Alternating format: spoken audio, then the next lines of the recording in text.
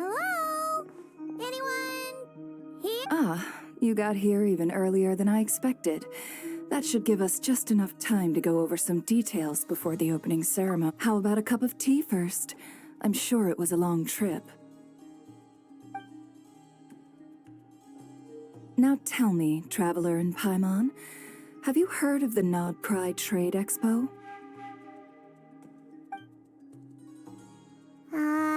Nope.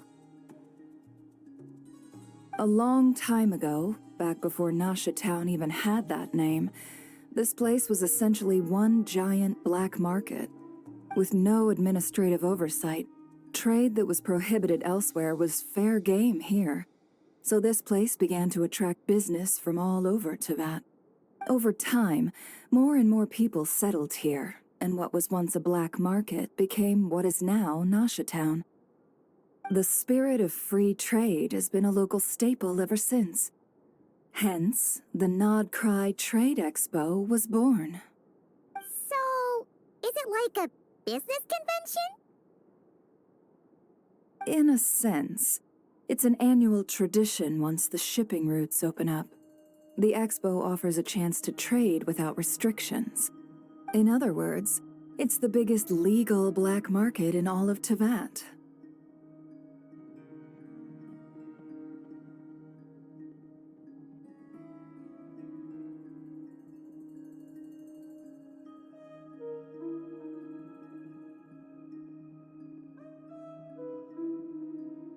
Yes, the Voynich Guild is organizing the event, and that comes with a lot of responsibilities. Normally, I would let Yehoda handle most of the work, but this year, it might prove too much for her to manage on her own. Something tells me we'll have a lot of big names in attendance this time. Working with VIP clients takes someone with the right experience and connections. Hence why I think Yehoda might need a helping hand. Oh, so that's where the traveler comes in. Exactly. I was hoping you could help her with participant coordination. I don't know if I'd put it quite like that. I'm just interested in playing to people's strengths. In addition, I think you'll find the compensation to be quite to your satisfaction. So, are you in? Confident. I like it.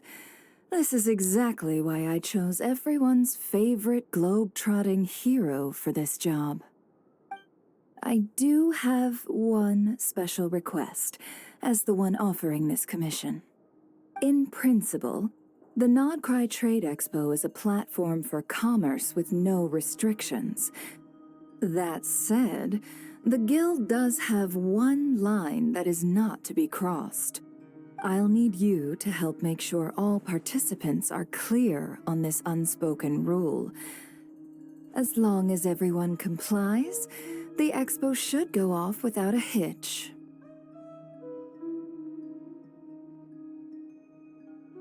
No violence at the expo. The Guild has pledged to ensure the safety of all sellers and buyers in attendance. Violence? Whoa! That wasn't even on Paimon's radar! Just because it's legal doesn't change the fact that this is still a black market, huh? If that line is crossed, the event will descend into chaos.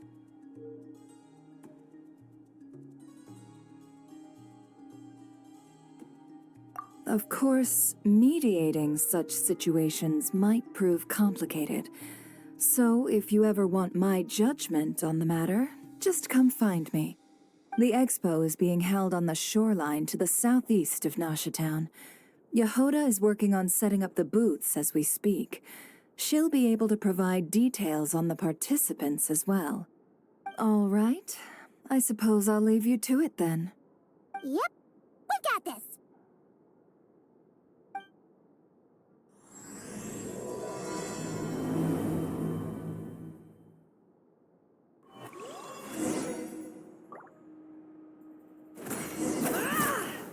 No more lies.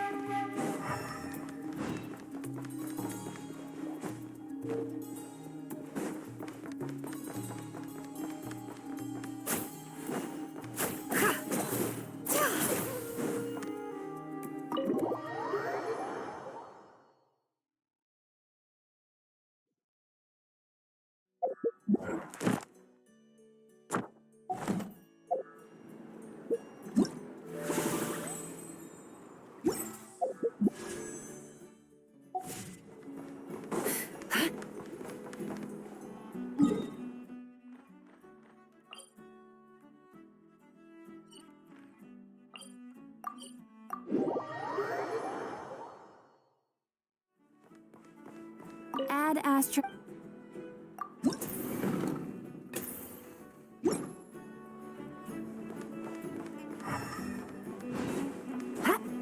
It all adds up.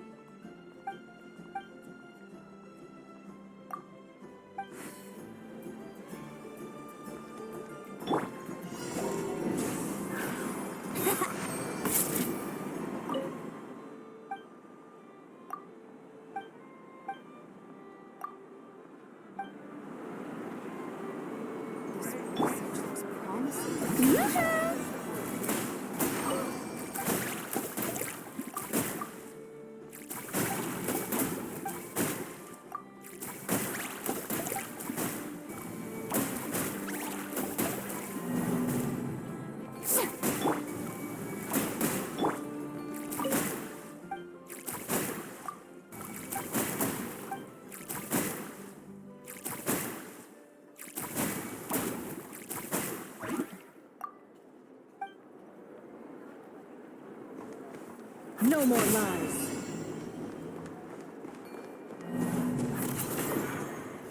Gaudenti. Capable enough, but not exactly the brightest candle in the box. I doubt he has the nerve to stick his neck out.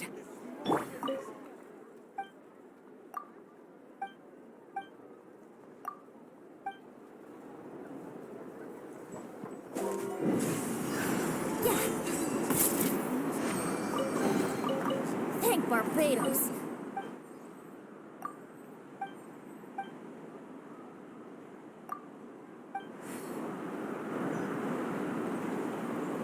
Here we go.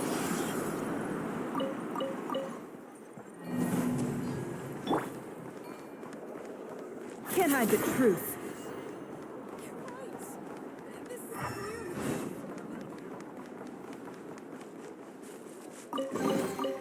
This time your curiosity paid off, but don't get careless. No more lies.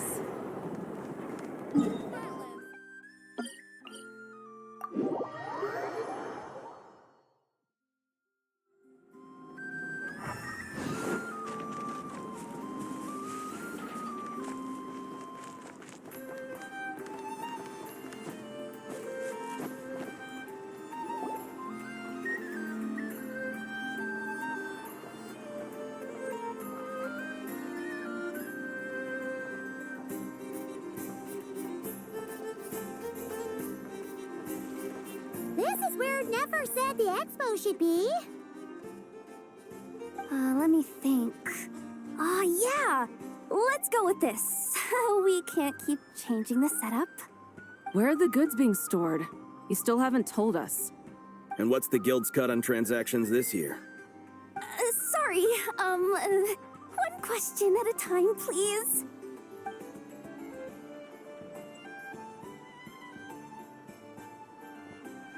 Oh, I should have just stopped the cat wrangling. Hey, Yehuda!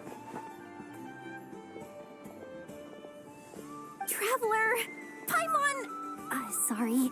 I've got kind of a line here. Don't worry. We're not here to pile more work on you.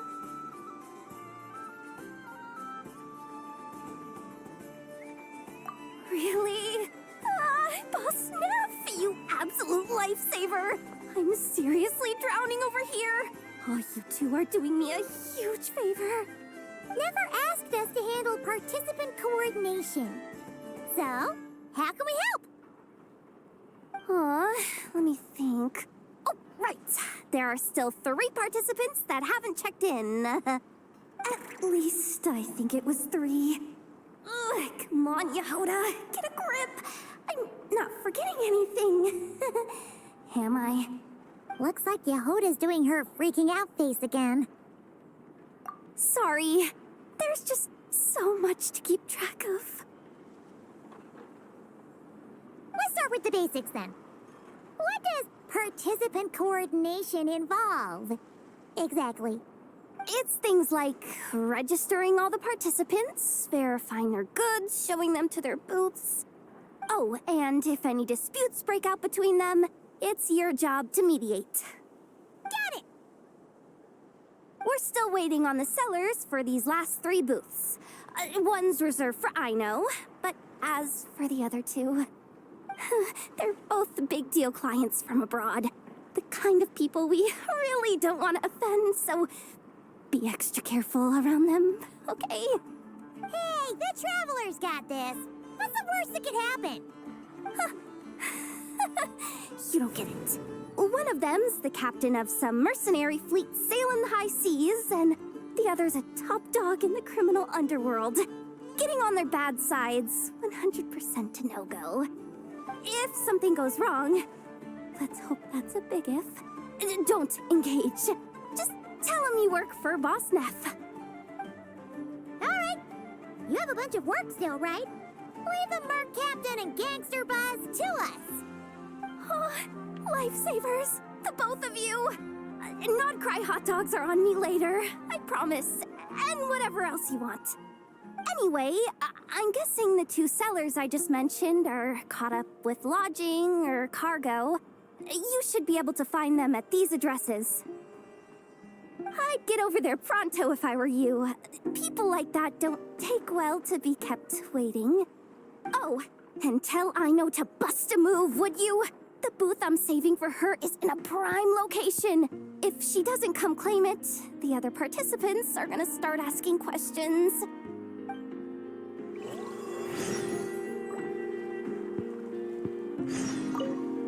One at a time.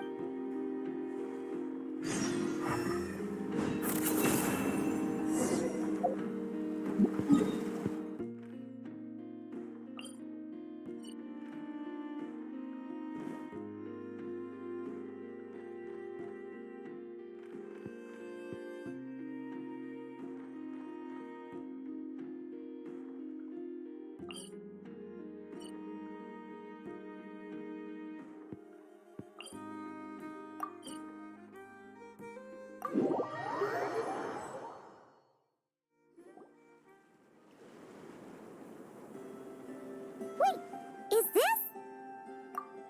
Actually, this is the second ship in our fleet. The Alcor's back home patrolling Guyun Stone Forest. Beidou! The infamous merc captain who sails the high seas! Yeah. We've met, remember? What's with all the pomp and circumstance? It's a long story. Well, no sense standing around. Take a seat, tell me all about it. I'll have my men roll out the welcome mat.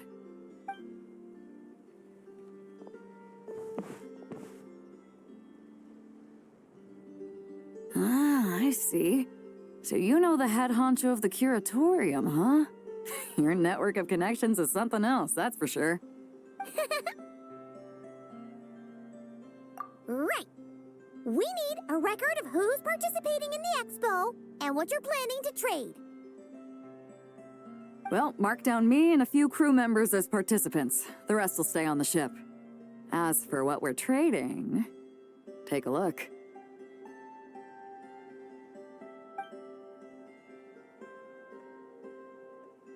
What is it? A while ago, Ningguang revamped the Guizhong Ballista. The beauty you see here is one of her new and improved models. It has insane firepower and comes complete with remote guidance for accurate striking even at long distances. I just know people are gonna be fighting to get their hands on it. Are you sure you're allowed to sell stuff like this? Don't worry. Compared to the model the Milleleft's using, this one might as well be an antique. Never wasn't kidding when she said no restrictions, huh?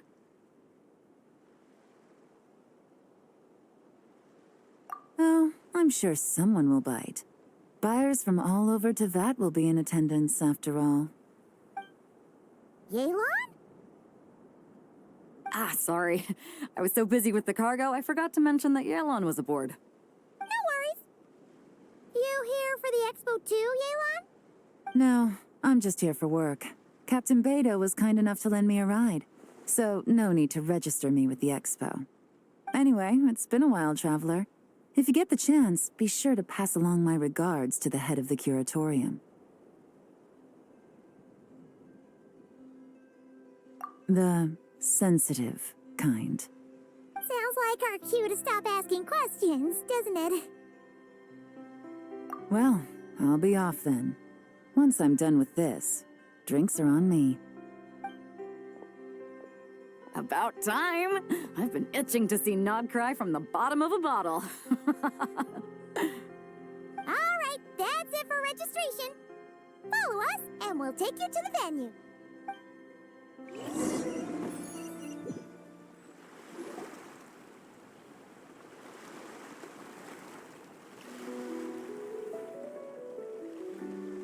So, this is the place, huh? Not a bad spot. When you've got some time, come help me test the remote guidance on this thing. It's a real thrill, you'll love it.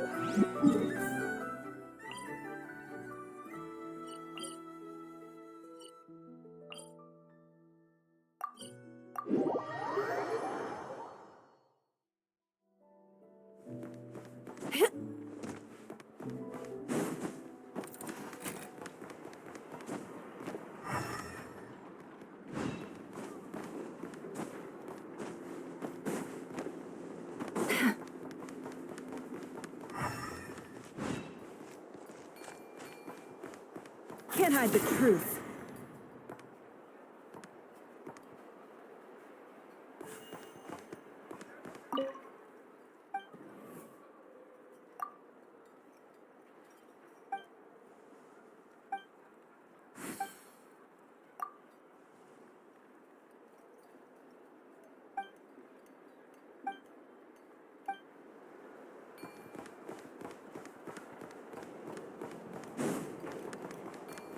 It all adds up.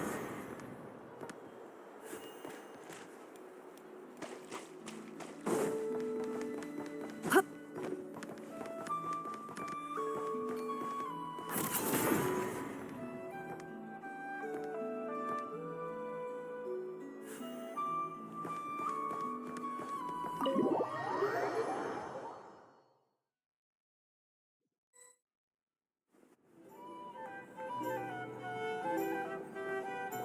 The flagship. Guess this participant decided to figure out lodging first. Partner, Paimon. Navia! It's been forever! You got that right. Representing the Spina di Rosula, of course. Top dog of the criminal underworld. Yeah, that checks out. Is that my new nickname? I'm not opposed. It's kind of snazzy. It's great that we found you. We're working a commission to help with participant registration right now. You know, goods verification, stuff like that. Oh, I see. Well, in that case, take a seat. I ordered a whole bunch of food. Clorand and Chevreuse went to unpack some things, but should be back in a sec. Oh, speak of the devil. Talking about us? Clorand! Chevreuse! You're here too! Nodcry is a chaotic and dangerous place. Considering the Spina's importance to Fontaine, the last thing we need is for something to happen to its president. I do find it nice to travel with friends, but come on, look who you're talking to. What's the worst that could happen?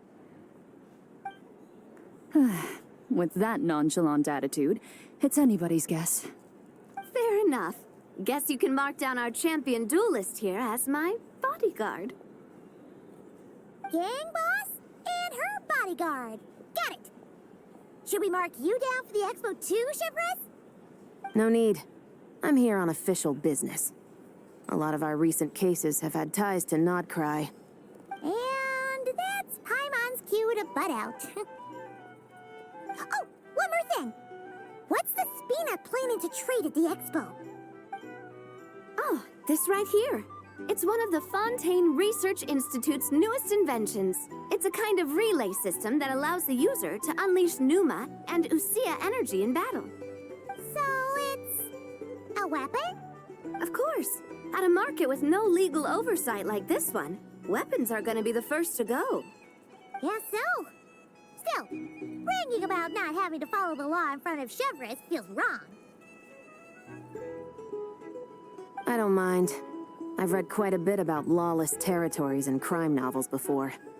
As a detective, I know that I'll need to put the rules aside for now if I want to get things done here. And on that note, I should get to work. I've got patrol members waiting on me. Well, ready to head over to the venue? Just follow us! All right, let's get this show on the road.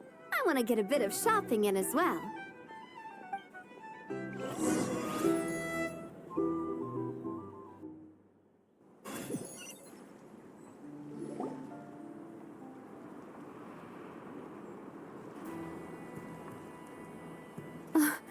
Wow, it's even bigger than I expected. I'm hoping more people will show up, though. It'll get busier once things kick off. Still, looks like Yehoda needs a lot of help.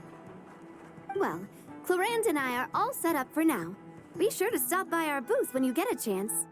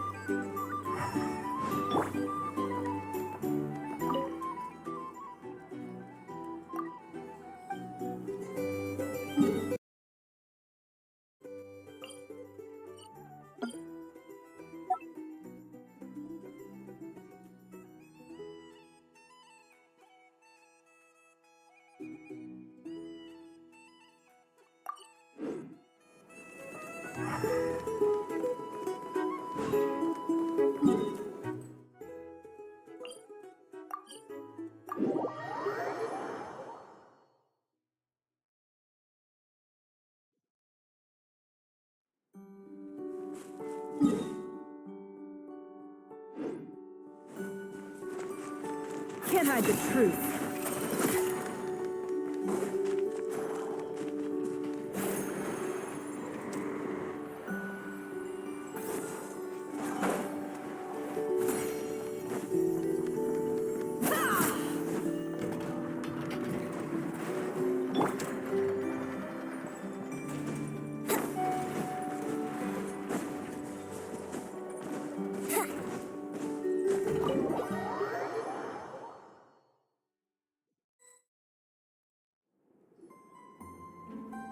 Hey, you two! Traveler, Paimon, hello. We're helping out Never with some expo stuff, and we heard the Krumkake craft shop is taking part. Correct. Aino is just doing a final round of debugging on her Thwack and Smack defense bots. Oh! Is that her submission for the expo? Yes. Moles and other small creatures often steal from the craft shop, so Aino designed a defense bot based off of them to protect this place. Upon further testing, these bots turned out to be highly effective, so she decided to perform some upgrades and bring them to the expo. Wait! So Aino is actually gonna trade one of her bots? Not exactly. With the exception of a few special orders, Aino rarely sells her finished products. What she's trading at the expo is the blueprint, not the finished product. Oh! So, are you guys ready to head over then? Yehoda asked us to speed things along a bit. She's saving a super good spot for you, and she's worried people are gonna start asking questions. I told her I need to finish debugging first. There's no point in rushing or I'll have nothing to trade. Oh! Paimon's never seen Aino this serious before. The craft shop is experiencing a severe shortage of funds. Aino is hoping the expo will improve our financial situation, so she's being extra thorough. Where'd all the money go? Some kind of expensive research? Negative. It's our dessert funds that are lacking. We have had at least 47 cases where excess dessert purchases have led to a shortage of research funds. As such, I decided to split up our research and dessert budgets. Aino is forbidden from dipping into one to transfer to the other. And not too long ago, she cleaned out the entire dessert budget for this month. All right, done. Thwack and Whack defense bots, do me proud. Looks like we can head over now.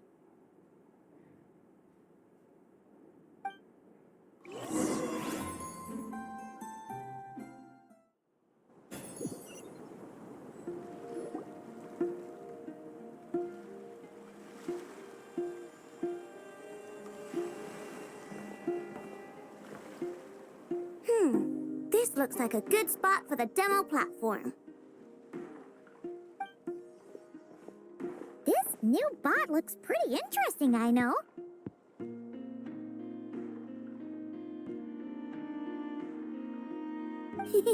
Swing by and try it out whenever you want. It'll blow your mind. I just know it. Thanks for the help. No problem. Oh, and for registration, is it just gonna be you two? I will be participating, but there is no need to register, Aino. She doesn't like to be around a lot of people. Once the expo starts, she'll head straight back to the craft shop. Oh, good point. The 3 participants that Yehoda mentioned are all set now. Let's go give her an update.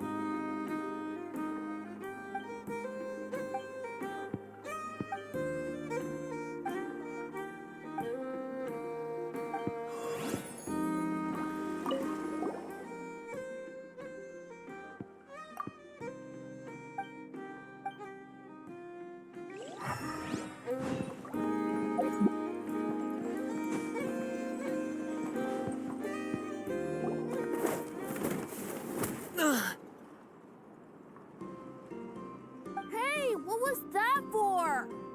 Just shut up and move along. This spot is mine now. It's the lady in charge. We were just setting up our booth and he's trying to take it from us. A troublemaker, huh? The expo announcement spells it out clear as day. All forms of violence are strictly prohibited. Read it and weep, Buster. Oh, I've been wanting to talk tough like that for ages. Should be enough to scare off a punk like him, no problem. It's not like I wanted to hit anyone. It's just not fair. What's that supposed to mean? We all know the black market stuff is in the highest demand here. So how did these dwarfs get a spot selling these stupid toys?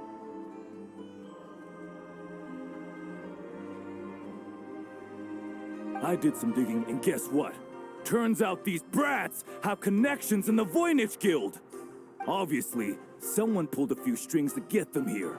But me, I missed one stupid deadline, and that's when the rules start to matter? Give me a break. Hey, we earned our place fair and square. As if. So, you're slinging out the easy targets, huh? That might work for you on the outside, but not here and not under my watch. These kids earned the right to be here, same as everyone else. Don't believe me? Take it up with the guild. We'll see who comes out on top.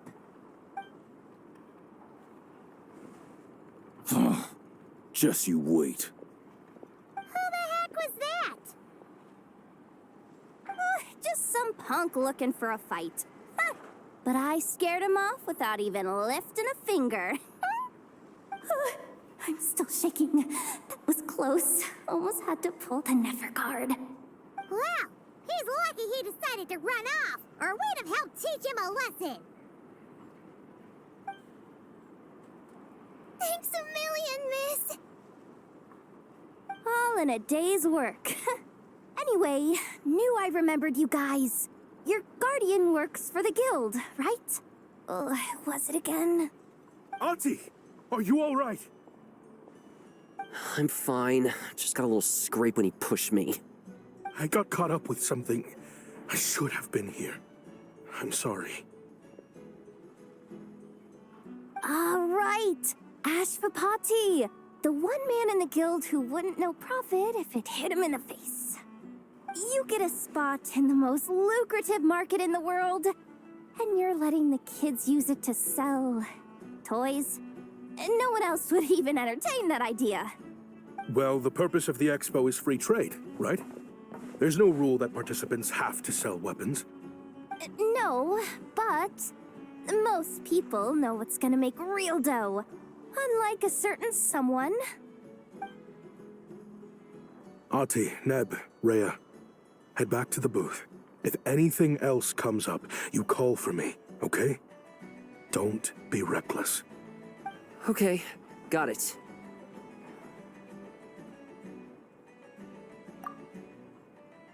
Yeah. You two know your stuff. Wait, what? Then why not make them look the part? They'll sell tons better that way.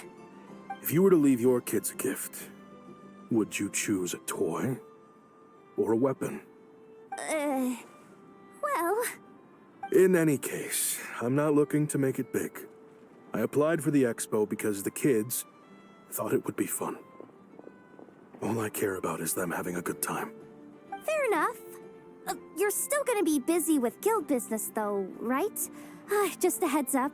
This might not be the safest place to leave the kids unattended. I understand. A lot of children suffer because their parents are too consumed with work. It's unavoidable sometimes. But I want them to have better. You know what? Don't even sweat it. I'll look out for them. What the heck are you doing, Yehoda? Really? That would be amazing. What do you say to Miss Yehoda, you three? Thank you, Miss Yehoda. My pleasure. Just have them come find me if anything comes up. Got it. I should get going then. Wow! Way to step up, Yehoda! I'm just looking out for some kids. How hard could it be? Then again, I bet I'll be swamped with disputes to settle once this thing gets rolling for real. Relax! We'll help you out! Oh, also, we registered the last 3 participants. So, the expo can start now, right?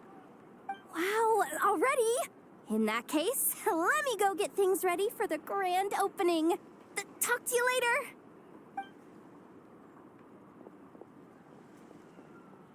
She really does have a lot on her shoulders.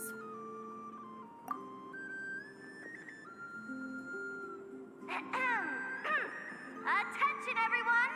Participant registration is now complete. On behalf of the Voynich Guild, I am pleased to announce that the Nod-Cry Trade Expo is open for business.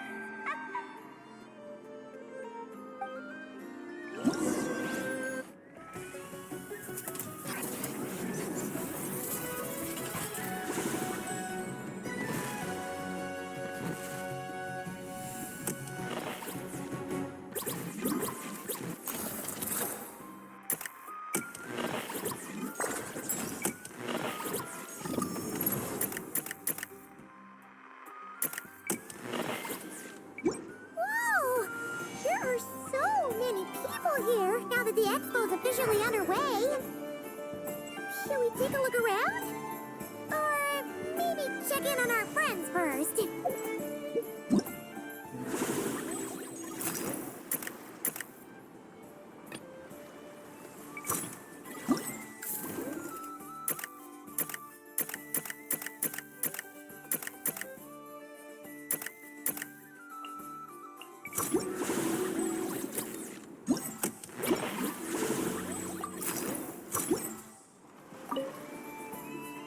Have you been to the Clink Clank Krumkake Craft Shop's booth yet?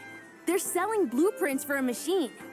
With everything Uncle's taught me, I bet I could build one of those thwack and smack defense bots.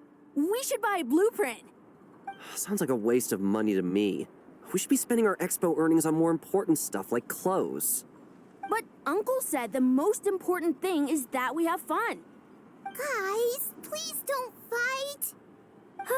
I hate to break it to you, but I'm afraid no one really comes to this expo looking to buy toys. If you make any more here, it won't be nearly enough to buy yourselves a blueprint. I doubt it'll even cover your new clothes. Oh, hi, Yehoda. Hi, Traveler. I came here to make sure you kids stay safe, so listen carefully.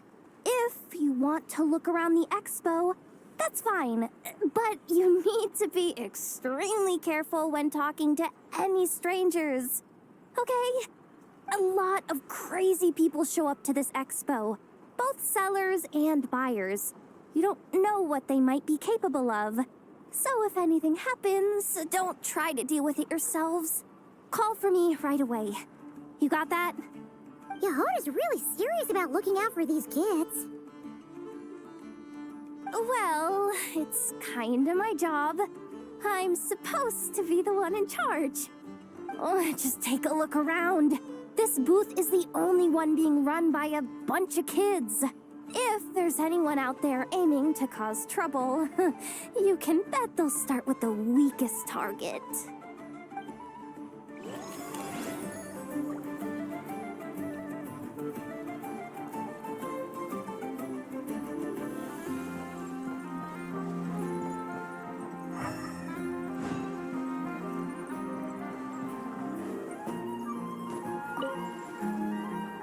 Uh-oh, it's Lord Songima Bay. Oh, I wonder what we're in for this time.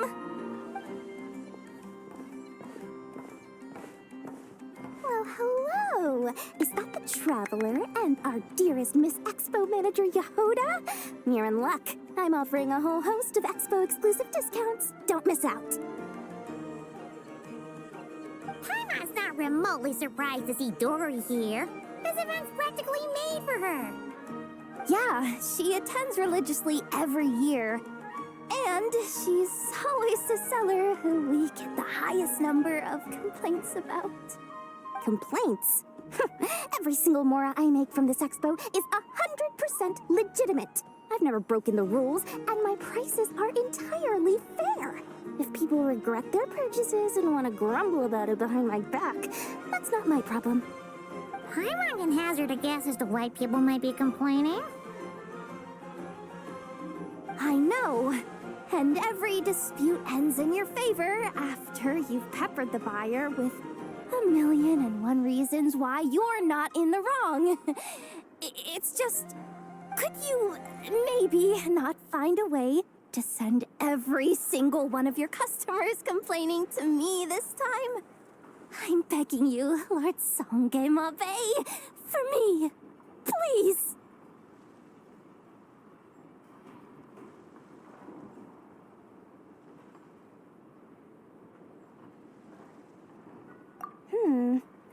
How about this? A special opening sale just for Miss Yehoda. 50% off! In other words, I'll do my very best to keep the number of complaints down to no more than half of my customers. Sound good? Jeez, what a bargain! Works for me, I guess.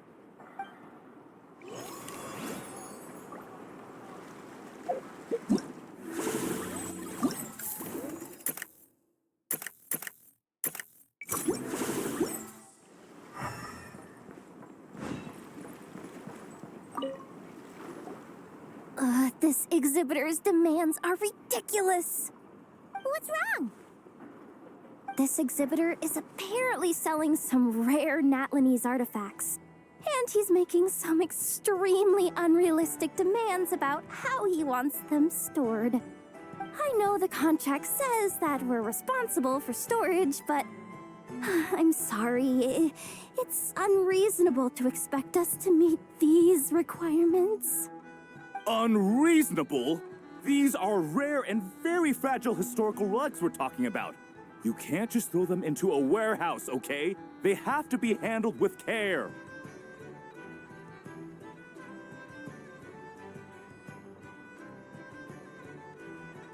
Tumaini?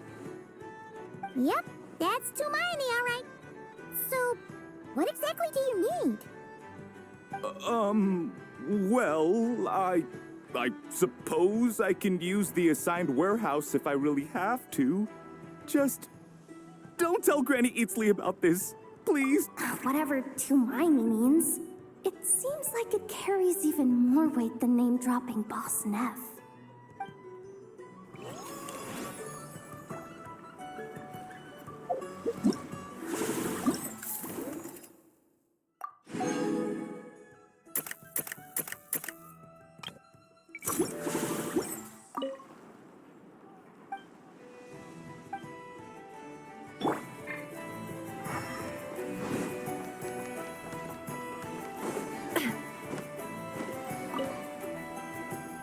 Welcome to the Treasure Hoarder booth.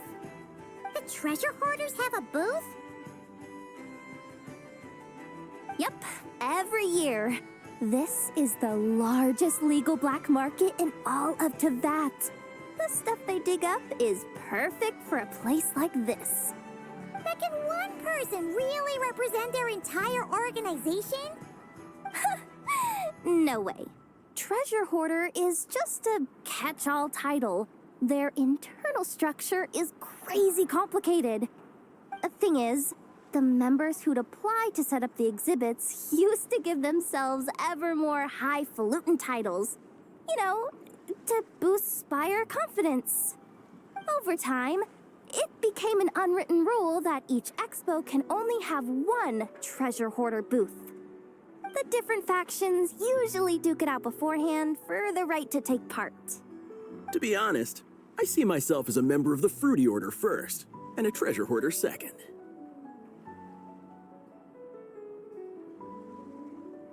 Of course it does. The Fruity Order is known far and wide for its heroic deeds. The Fruity Order's a familiar name around here, at least. They've been winning the Treasure Hoarder Expo rights for a few years now. Although, this guy's a new face.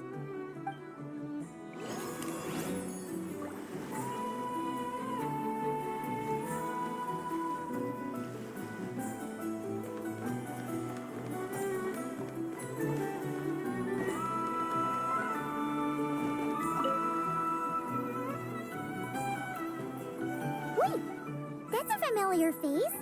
Isn't that Viswava? Why, if it isn't the Traveler. Knew there'd be some big names here. Let's get the official business over with first.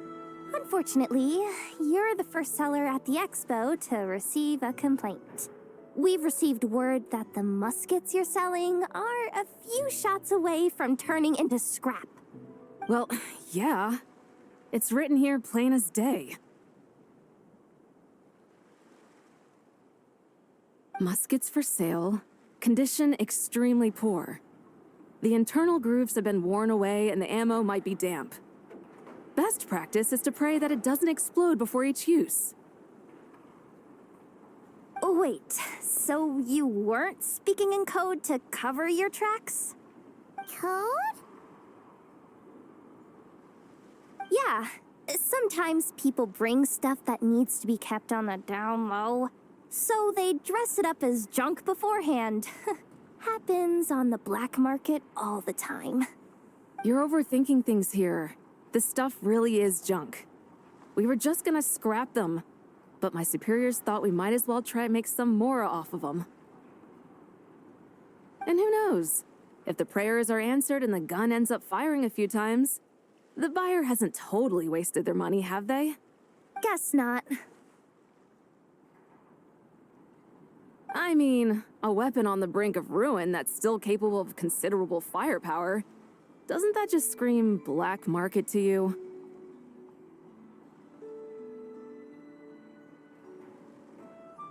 Yeah, but who would buy something like this? Maybe collectors who don't care if it works, and desperados who don't care if it explodes. Fair enough.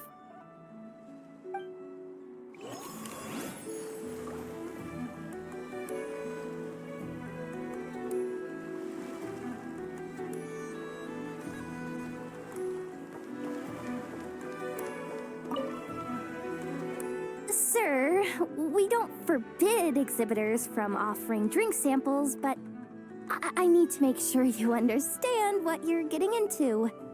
Any samples you offer are at your own risk. If anything goes wrong, like if a customer has a bad reaction to one of your products, the expo can't take any responsibility. Rest assured, ma'am, what you see here is 100% pure Mondstadt vintage. Straight from the Dawn Winery's cellars, actually. Really? Wow-wee! You don't often find Mondstadt wine this far away from home. Ah, you're telling me.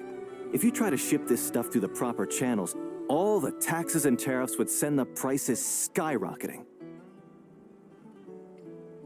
But that's where my connections come in.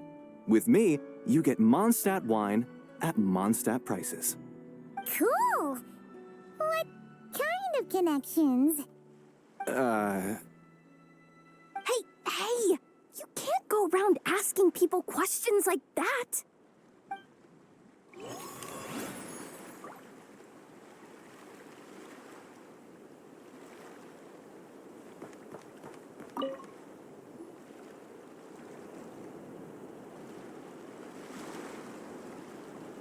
Hey, look! It's our old pal Lieben! Oh, it's you two! Been a while, hasn't it?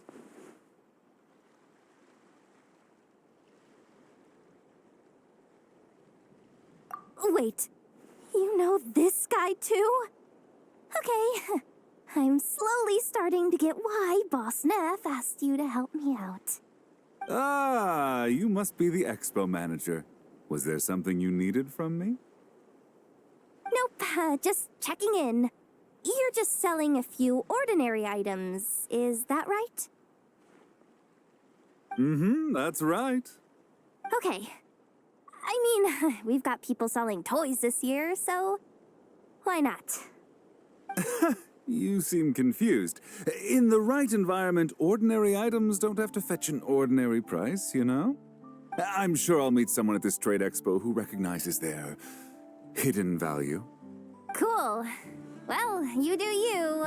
I'm certainly not gonna stop you. What about you, friend? Care to do some business?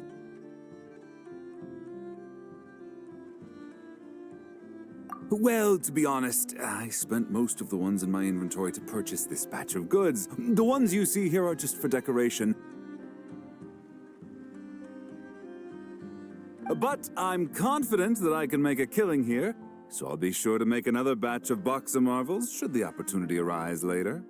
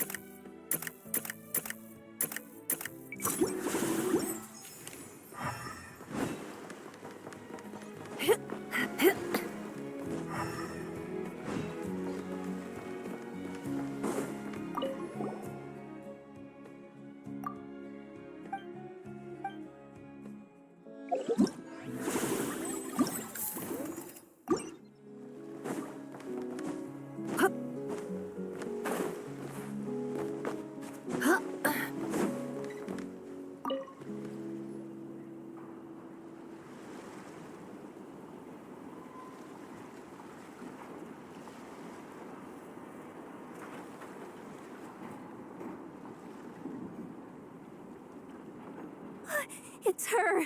The boss of the Spina di Rosula!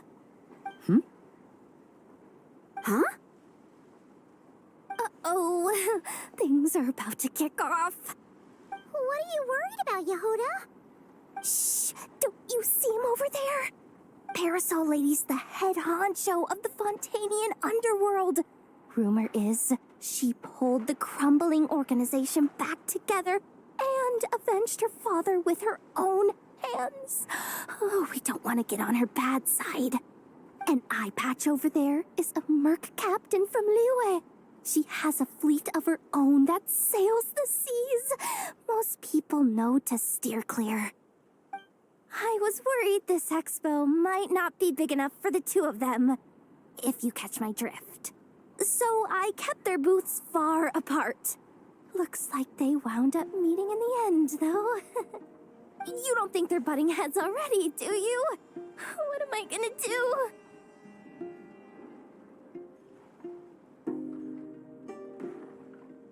Hey guys! What's up? Oh, hey there, partner in Paimon. Partner? Can't go far in my line of work without hearing about the president of the Spina di Rosula or the champion duelists of the court of Fontaine. Thought I'd make some friends since the opportunity's presenting itself. Plus, now that the traveler's arrived, I wonder if these ladies might just agree to coming aboard for a drink. What's the traveler got to do with that? You're too kind, Miss Beto. So, the thing is, over there is a friend of ours. She's managing the expo, and seeing as you're all big shots where you come from, she was worried you might, butt heads. Is that so? Well, I think you can put her at ease. Yeah, and if there's anything we can do to help, just say the word.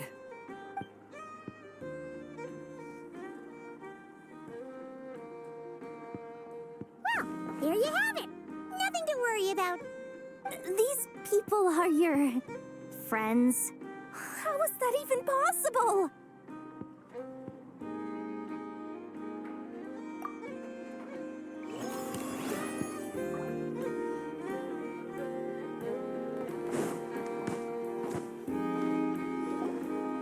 Wonder how Beto, Navia, and Anefa's goods are selling. Let's go check. Excuse me. According to the expo announcement, you are in charge of mediating disputes between participants, correct? Just now, as Aina was about to return to the workshop, she got dragged into a conversation with some individuals who appear to have unofficial ties to the expo.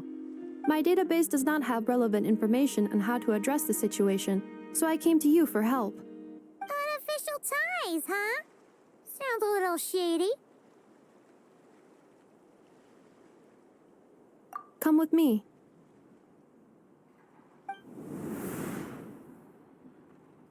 A device that uses Pneuma and Ducia energies in battle. With that kind of tech, a bandit group could rob a caravan without even showing their faces. And what about this thing? Remote guidance? Precision bombing at long distance? If a group of thugs got their hands on it, their enemies might as well surrender on the spot. The Fontaine Research Institute made the right call going through the Spina di Rosula rather than selling it themselves. The same is true for the Ministry of Civil Affairs, I'm sure. A merc captain who spends most of her time at sea is far less conspicuous. Huh? What about this girl? She seems to be trading in military-grade weapons as well. The Clink Clank Krumkake craft shop does take on a lot of orders for dangerous creations. But I think in this case... I'm overthinking it? I think so. Yelan? Chevrolet? What are you doing here? Traveler? Paimon? How did you find this place? Although this location is indeed rather secluded, Aino has equipped me with a special sensor module. With it, I was able to detect that you had pulled her aside for questioning. The rumors are true then. She's quite the little engineer. Can you tell me what this is about already? Apologies, but it's a matter of utmost importance, so I had to be sure. After our conversation, however, I can confirm that Aino is not involved in this case. Traveler, could you help us clear up this misunderstanding? Understood.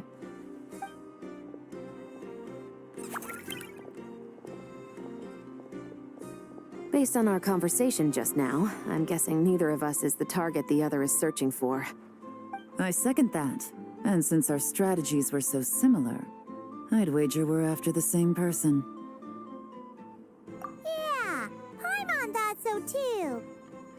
Well, I wasn't planning on dragging you into all this, but now that I appear to have gained an unexpected partner, I suppose I might as well explain.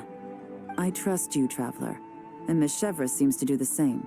With you here, I'm hoping we can avoid further misunderstandings. Agreed.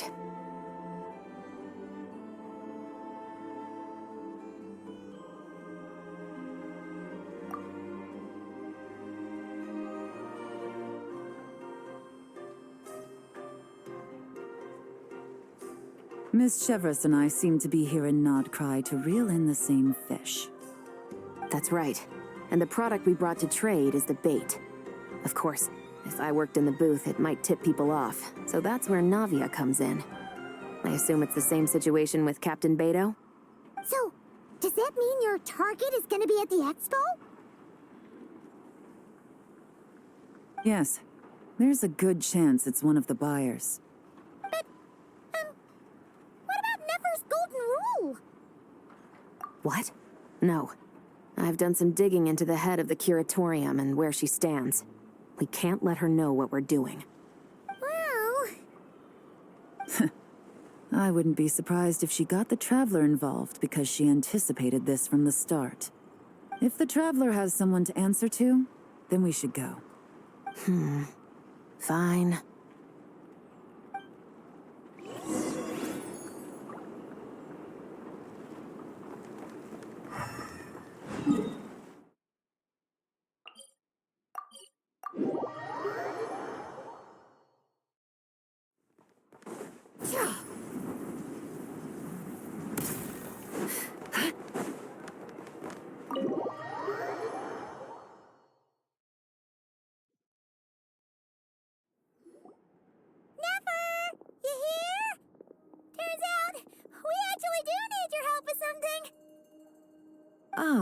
Miss Yelan from Liyue, and Miss Chevreuse from Fontaine.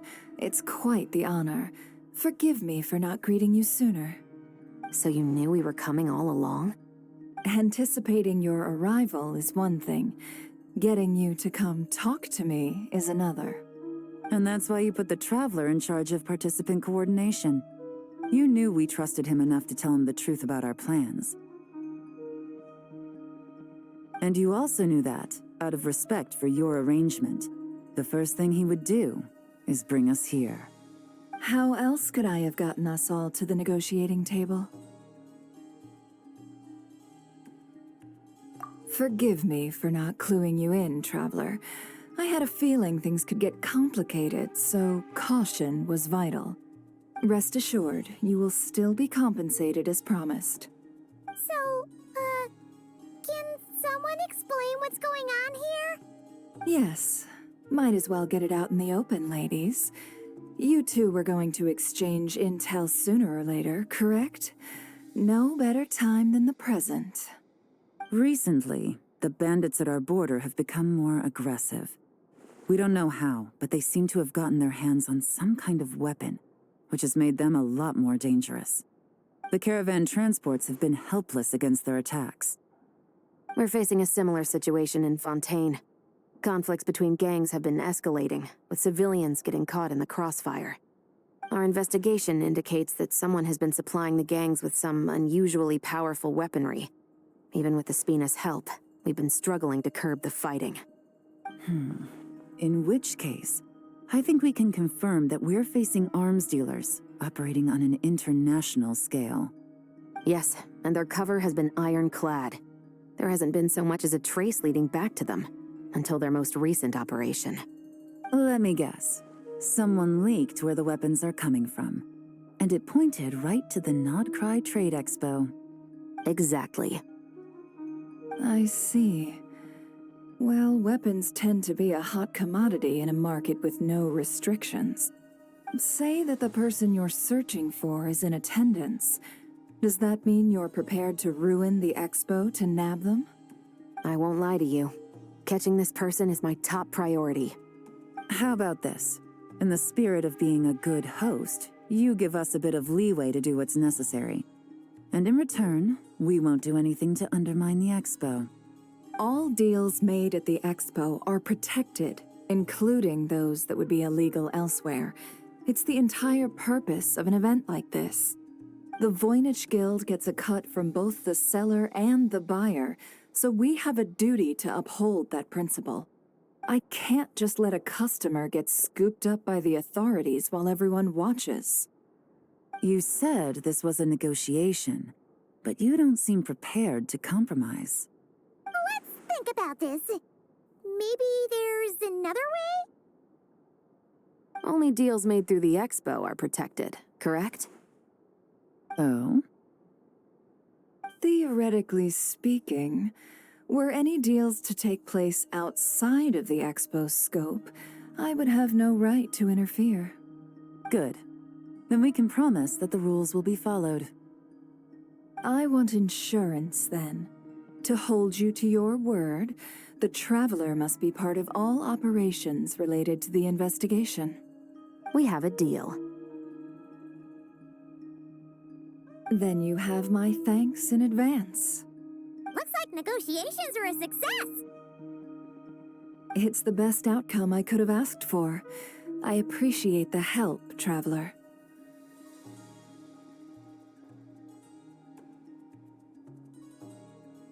In that case, do me one more favor, would you? When this is all over, I want to hear the real story behind everything.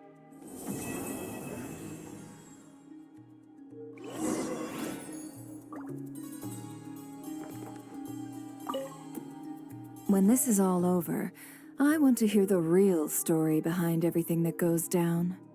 Looks like we'll be working together quite closely. The pleasure is all mine, of course. This whole negotiation really feels like something out of a light novel.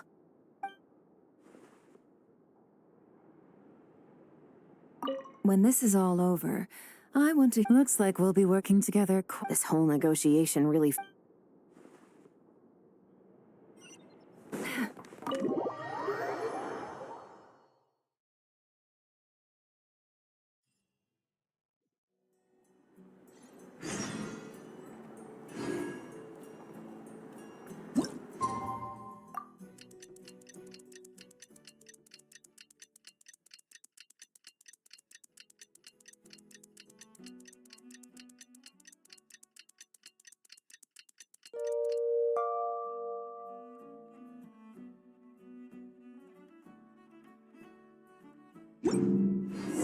Well, it's been 2 days. Wonder how the investigation's going. Let's go check in with Yelan and Chevres.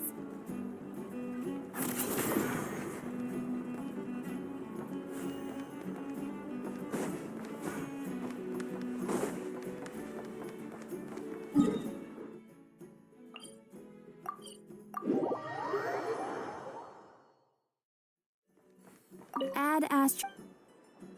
Thank you for Ad Astra Abyssa.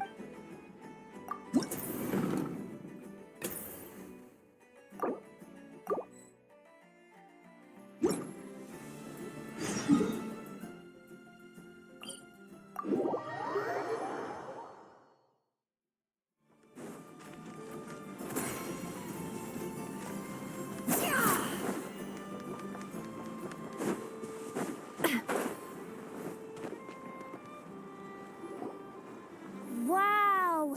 Can this launch blaster thing really shoot stuff from that far away? It does launch and blast things, but it's actually called a ballista. And yes, it can. But how does it stay on target? It uses a remote guidance system. But I'll let you in on a little secret. The upgraded version doesn't even need that. Can I give it a try? Oh, not a chance, kid. Can't have you hurting yourself. Believe me, this thing is even more powerful than it looks. Ask me again once you're older.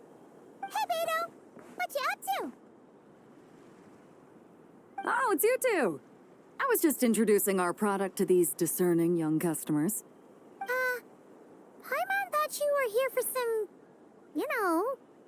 fishing? Wait, are these three? What? No, of course not. The kids were just curious, that's all. I'm sorry. Are these three preventing you from doing business? Let me get them out of your hair. Come on. Time to go. Oh, do we have to? Oh, don't sweat it. They were just curious. I'm happy to tell them more about it. No, we've taken up enough of your time already. Neb, don't bother people when they're trying to work. Okay? Okay. It was no bother, I swear. In fact, once the expo is over, come find me on my ship, and I'll let you see the ballista in action. How does that sound? How much would it cost? Not a single mora. Really? It's a promise then, miss.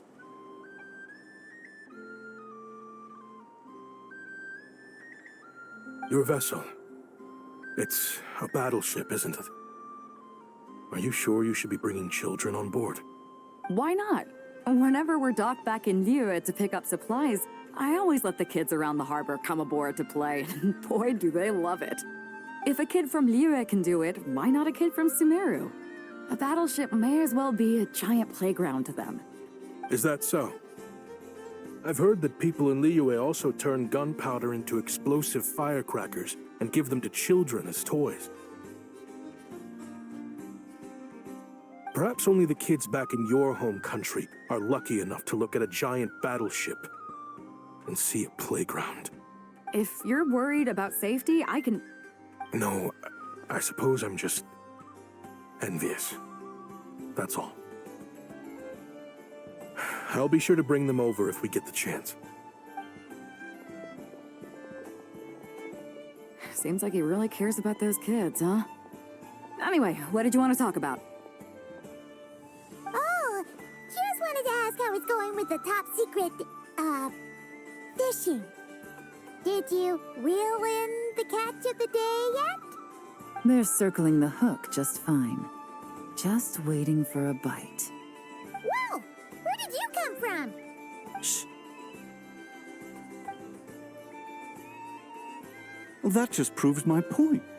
Something like this would only see more use in Fontaine. Ah, except you never find something like this for sale there. Better jump on the chance now before it's too late. Excuse me? He's coming this way! Steady now.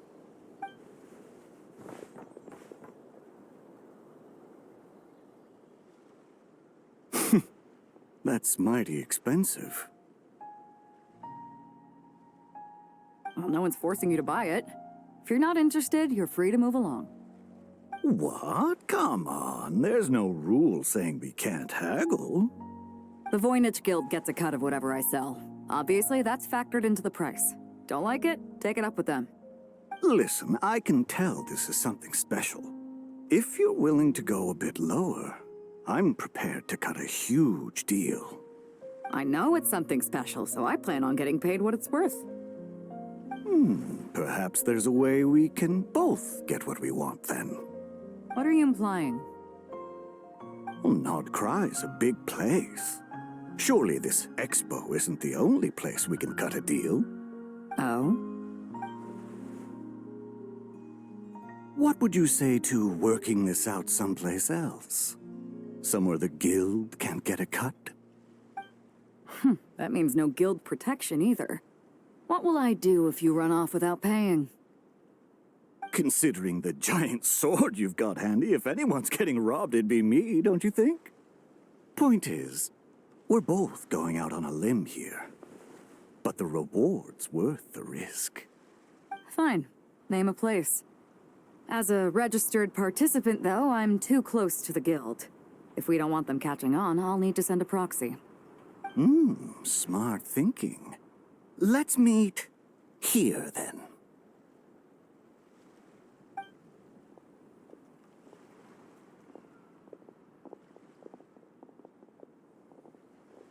Good. He took the bait. Let's go elsewhere to discuss our next move.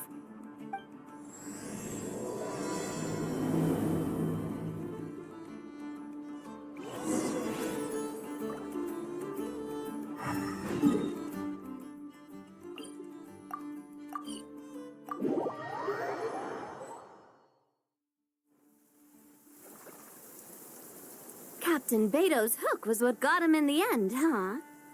Oh, I didn't get a chance to show off how convincing I can be. This isn't tabletop troop, Navia.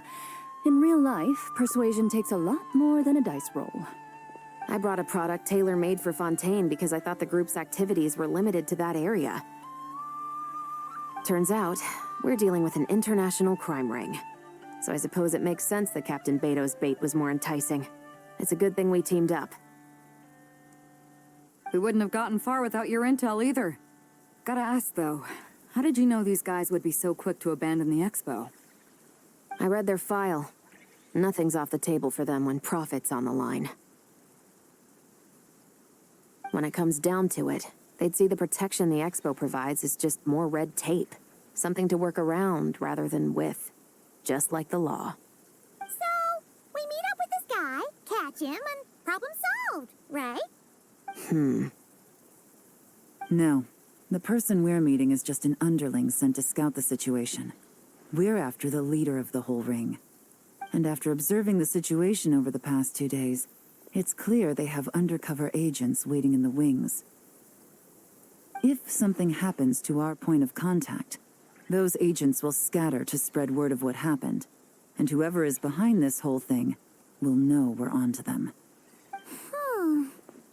In that case... We have to get the jump on them all at once, and use them to get intel on our real target before he has a chance to react. Forgive me for pointing out the obvious, though. We have nowhere near enough personnel for that. If even one of the agents escapes, it's over. Let me guess. You'd rather follow this deal through to the end to lure out the real culprit? Nice idea, in theory. The problem is, in my experience, that person would never show their face for something like this. I can work around that, but only as long as the deal goes ahead. So, you're planning to trail the person picking up the goods. I suppose that could lead us to the big fish, but that would mean we have to actually hand over the weapon. Aren't you worried about putting something that dangerous in the hands of criminals? We can control how dangerous it is. But if we followed your plan, could we really guarantee that not a single agent would get away? You're telling me you really have a way to mitigate the threat of that weapon? You're telling me that you really have the wherewithal to carry out a large-scale search and seizure operation in Nodcry? Are they having a fight? They're both experts in this sort of thing. A lot of back and forth is to be expected. Don't worry. I think they're getting along great. A successful collaboration requires trust. And a willingness to make concessions. So how about this? I'll meet up with the underling as planned and stall him as long as possible. While I'm keeping him busy, you round up the rest of the agents. Sound like a plan? Yes, I appreciate the trust. And I promise you, not a single one will get away. See? Like 2 peas in a pod. Traveler, you should come with me to meet the buyer. After all, we promised Nefer you would be involved in all our operations. The Traveler is kind of a famous face around these parts, though. Then, you can serve as backup. Remain hidden, and on the off chance he tries anything, it'll be 2 against 1. Ha! Let's do this thing!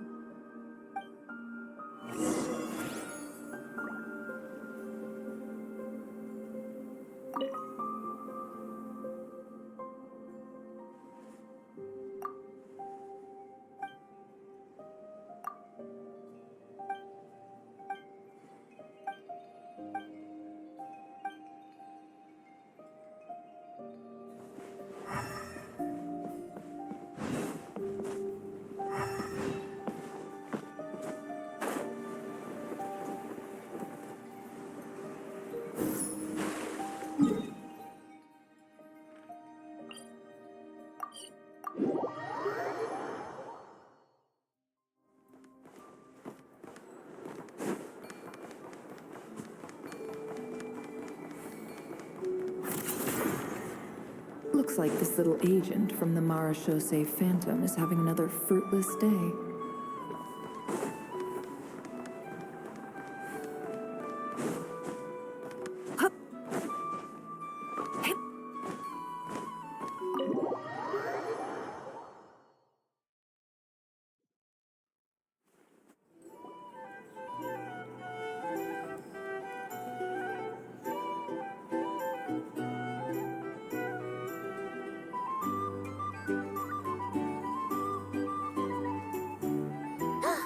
There he is!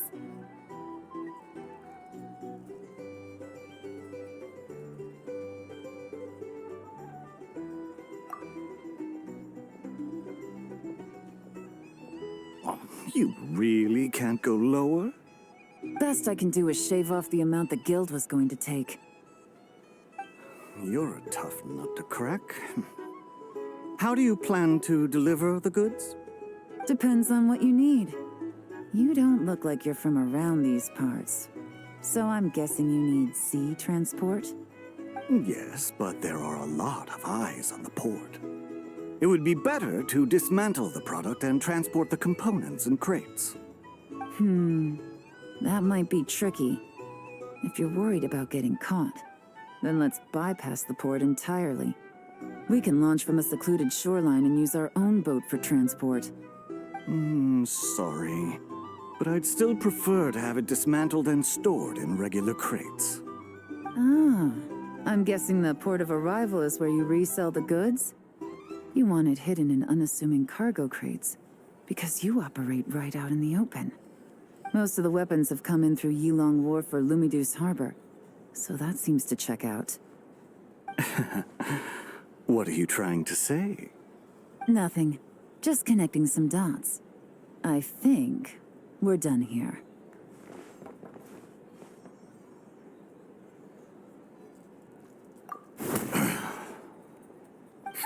Take that!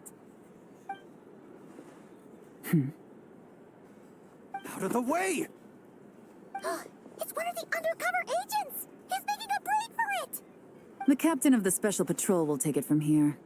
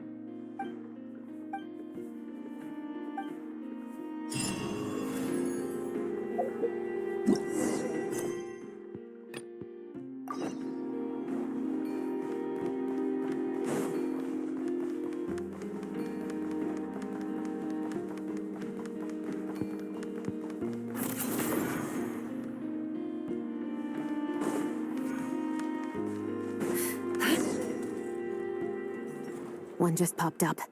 Looks like the one on the surface has been subdued. There are children around. I have to avoid bloodshed. Trying to escape? Allow me to show you the way!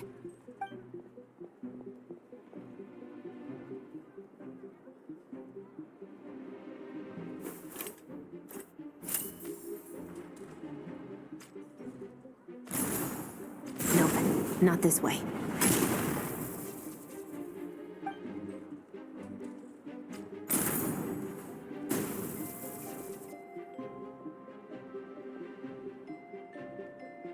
Had enough? Then turn around!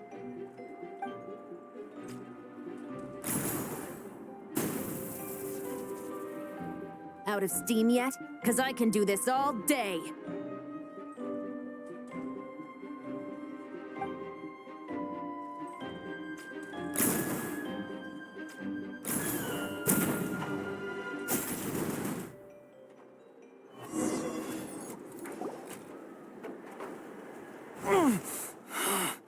My leg!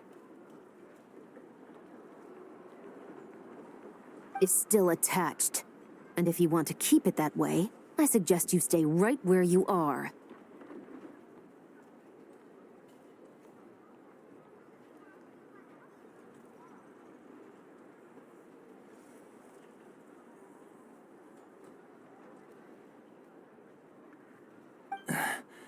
A special patrol uniform.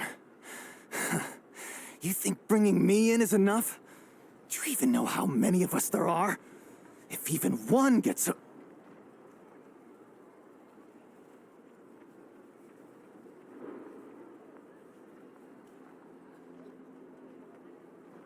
Five at the port, 10 on the outskirts of Nasha Town, 3 near the plaza. Factoring in you and the buyer, that makes 20.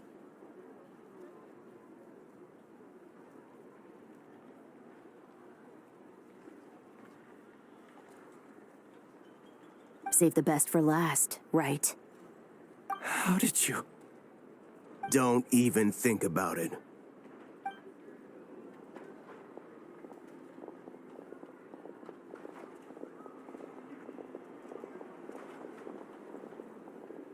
Well done, everyone. We appreciate the assist. The boss sends her thanks.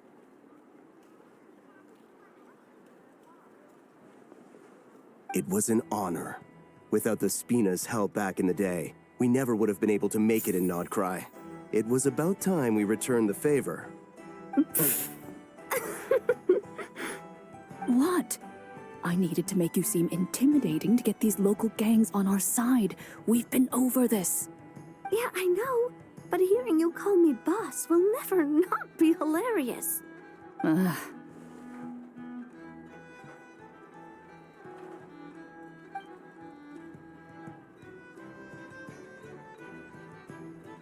Wow!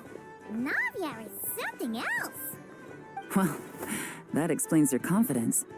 I had no idea the Spina di Rosula could mobilize these kinds of numbers outside of Fontaine. This Navia has quite a few tricks up her sleeve. No trade expo rules were broken either. Even if Nefer saw it all unfold herself, we still wouldn't need to explain a thing. Except for the guild's broken signboard, I would imagine. It was an unavoidable sacrifice. At any rate, I suppose the next step is to get these birds to sing. Should be an easy job. The Maison Gardiennage has a reputation for highly effective interrogation tactics. And if that doesn't work, I've heard that spies from Liyue have their ways of making people talk as well. Yes, that means the operation was a success, right? So far.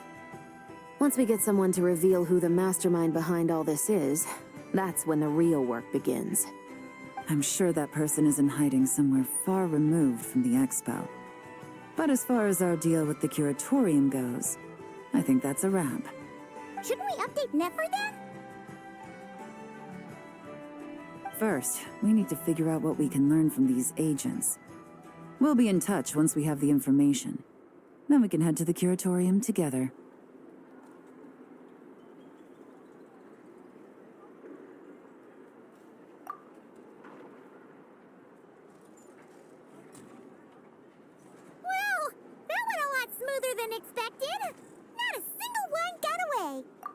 thinking about Nefer's final request, huh?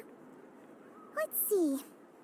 We have 2 expert detectives from separate nations teaming up to uncover an international crime ring.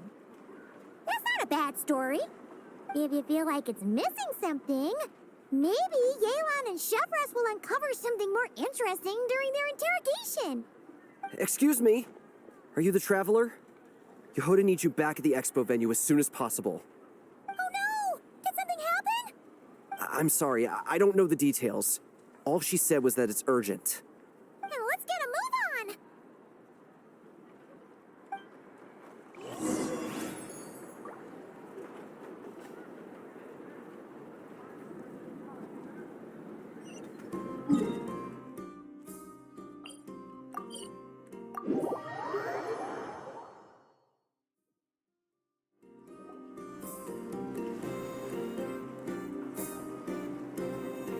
Either I throw the guild under the bus, or I get on the bad side of a terrifying merc captain. Oh, could this get any worse? Get it together, Yehoda. Focus on the hot dog you're gonna treat yourself to after today is over. One thing at a time. All right. You've got this. Let's try not to get too worked up, all right? Don't worry, we'll get to the bottom of this. I swear. What happened? You're here. Please, you've got to help me, Traveler. A theft at the expo is gonna ruin the guild's reputation.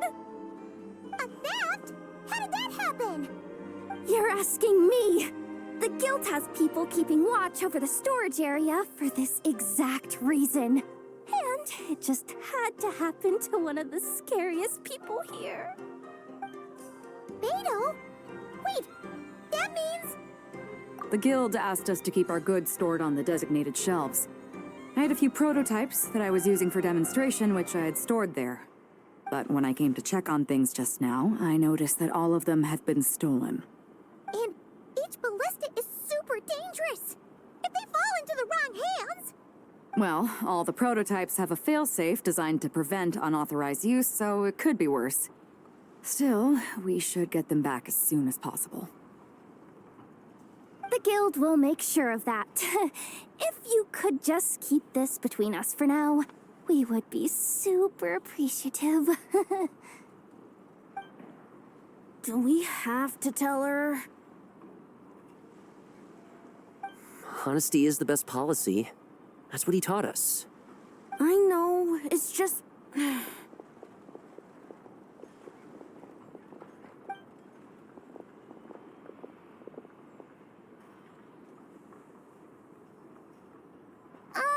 Miss Yehoda... What are you 3 doing here? There's something you want to tell me, isn't there? Well, Nep's been obsessed with the ballistas ever since we got here. That's why Uncle Ashvapati told us to come see your booth. It seemed like he was interested in them too, because he even told us what parameters to ask about. Ever since this morning, we haven't been able to reach him. We wanted to ask Miss Yehoda for help, but then we heard about the ballistas being stolen. And? I don't think Uncle Ashvapati would do something like that, but... Ashvapati works for the guild. He has access to the storage warehouse, so he could get inside without the guards getting suspicious. Wait, so now it's an inside job? Oh, jeez. The guild is never gonna recover from this. He made those toys the kids were selling, right? They don't look like much on the outside, but I bet they're hiding some serious tech. If he's a tech guy, those fail-safes I mentioned might not have our backs after all. So, this just went from bad to worse. Oh, uh-oh. Could be. I mean, let's put it this way. There aren't a whole lot of people that could manage to stay off Yelan's radar. Why don't you take these kids to the curatorium and see what you can learn? I've got things covered here. Hold up. We can't hold these kids responsible, though. Right? No, of course not, but... how do we explain this? You want to look out for these kids, don't you? I promised I would. Besides, they're innocent in all this. Good, because I'm looking out for them too. That's why I want to find their uncle as soon as possible. No matter what he did or didn't do, it's worse for them if he's missing. Guess we're on the same page then. Take these kids to the curatorium. I'll update Yelon and tell her to meet you there. Will do!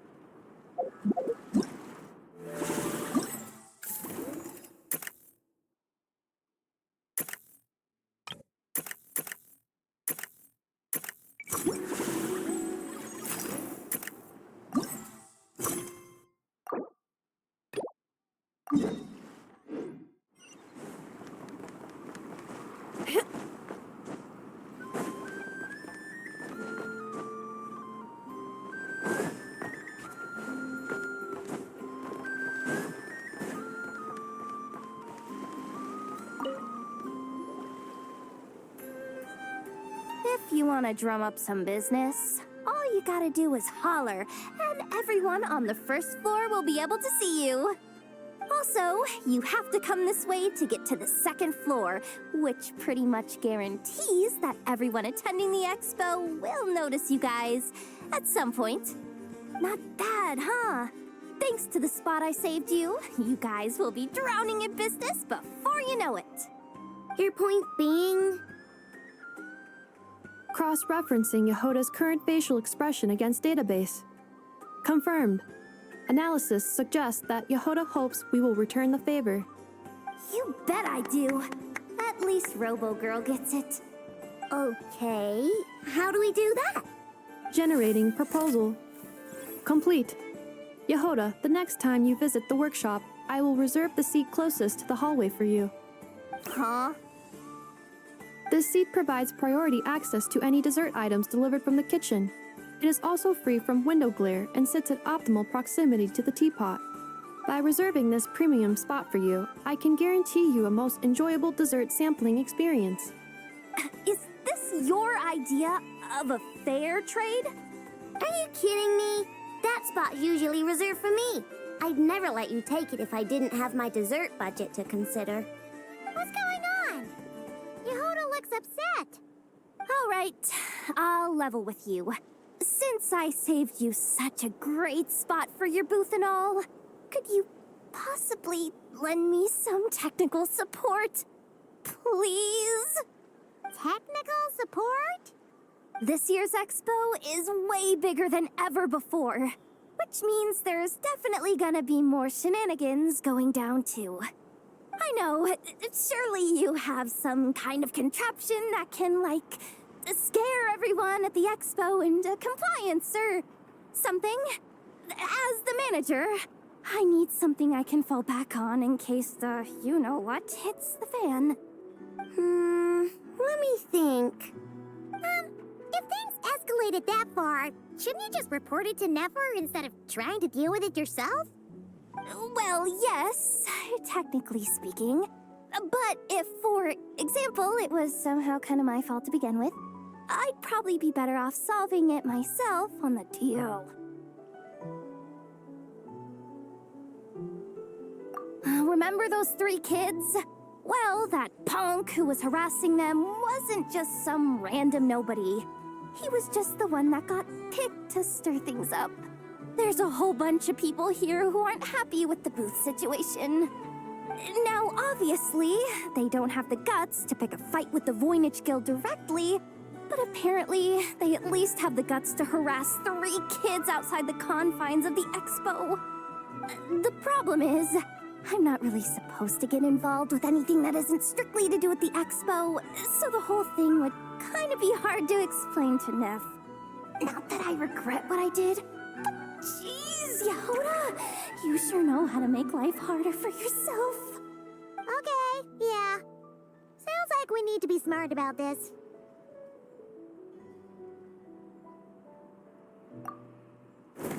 Fine.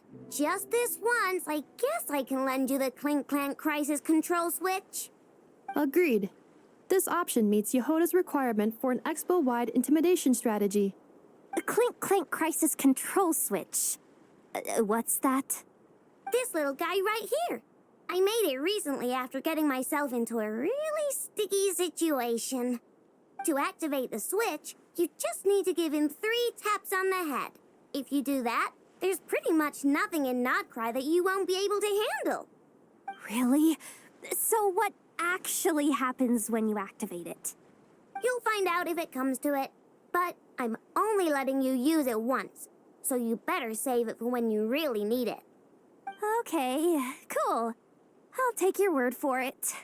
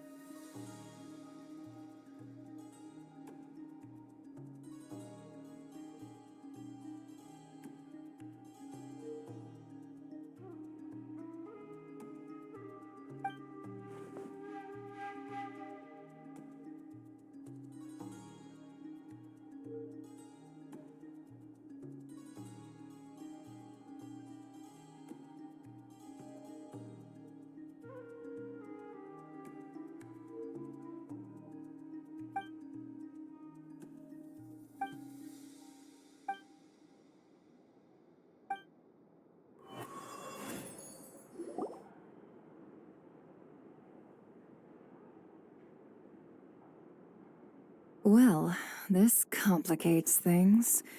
Here I was hoping the trouble would start and end with you two. But no matter. This will all make for a very engaging story. I wouldn't be so flippant. This time, it's one of yours causing trouble. I'm starting to wonder if all those agents we captured were just a distraction, so the real culprit could make their move. It's all still up in the air right now. What can you 3 tell us about Ashvapati? Uncle Ashvapati isn't our real uncle, but he is our guardian. He adopted us when we were little. He told us we all came from the same band of eremites in the desert, but apparently, we're the only ones left. We've been traveling from place to place with him for as long as I can remember. We got to Nodcry not too long ago. Their eyes. What about them? I'm just reminded of something. About a decade ago, there was a band of eremites who, seemingly out of nowhere, gained technological capabilities far surpassing those of other groups. Leveraging that advantage, they built a number of highly advanced weapons and sold them to the highest bidder. The conflicts in the desert became even bloodier as a result. While the other groups were tearing each other to shreds, these newly minted arms traders stood by and reaped the spoils. But before long, their own weapons were turned against them. And as the flames of conflict engulfed the desert, the group met their end. None of the weapons survived, and so in the wake of that destruction, the status quo of the desert was restored. That's terrible. In the desert, it's kill or be killed. People will stop at nothing to gain the upper hand.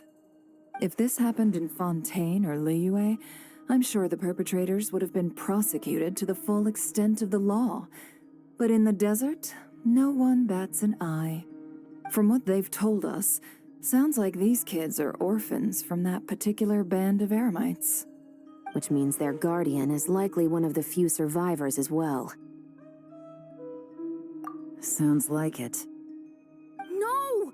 Uncle Ashwapati would never do something like that! No matter what happened back then, I know one thing for sure. Uncle Ashwapati hates weapons. Sure, he's good at building things, but all he does is make toys for us to play with. He can't be the kind of person you're making him out to be. Or... I'm sorry. All we can do is act upon the facts. So, what's our next move? From our interrogations, we've learned that in 2 days, the person behind all this has a meeting planned to collect the goods. If all goes well, we can head to the pickup point and ambush them.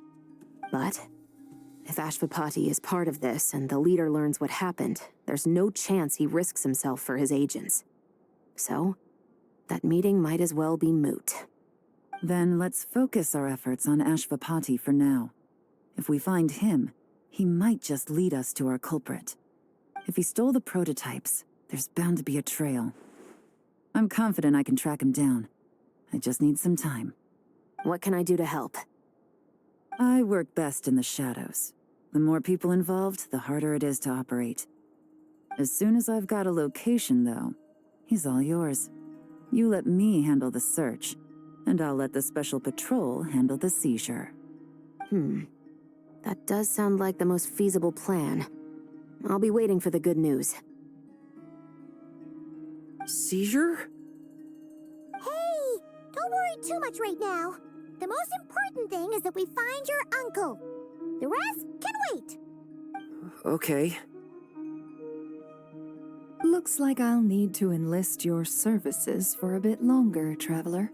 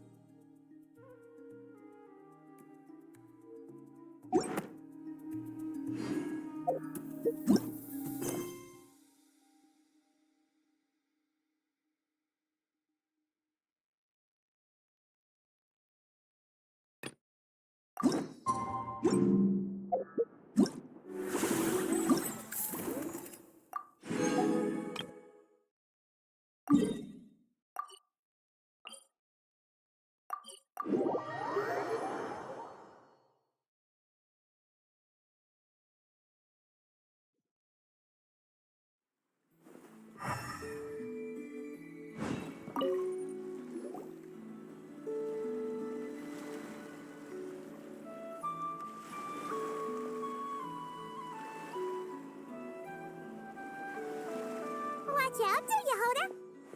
Just keeping an eye on things.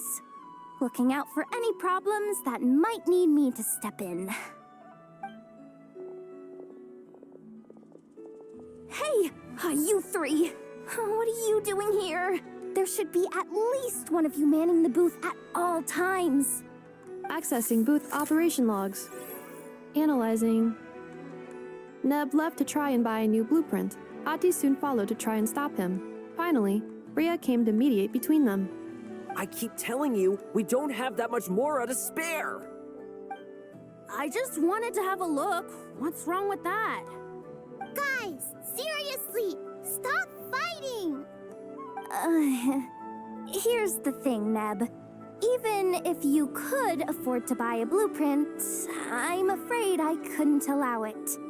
I know you like building stuff, but these designs aren't for toys like the kind you're used to. They're for weapons, which are very complicated to build and extremely dangerous. That's a load of baloney, dumpster diver. My designs are toys too, actually. Huh? You build a machine that can blast monsters into the sky, and in your mind, that's a toy? I mean, at the end of the day, is there really that much difference between weapons and toys anyway? Not where Knuckle Duckle's concerned. That's for sure. Ugh, that's not the point. Anyway, you there with the brown hair, you want a blueprint? Yeah! I want to make some thwack and smack defense bots too. I also have some design ideas of my own. And with your bots as the basis, maybe I'll be able to try them out for real. I get it. Your head's so full of ideas you want to bring to life that you can hardly sleep at night. You try eating some snacks to take your mind off things, but it doesn't seem to help anymore. Exactly! But what can I do? I'll never be able to afford one of your blueprints. Well, you must have blueprints for the toys you've made too, right? Let's trade. One of your toys for one of mine. Really? Thank you so much, ma'am. Is it ma'am or... It's Boss. Boss of the Clink Clank Krumkake Craft Shop.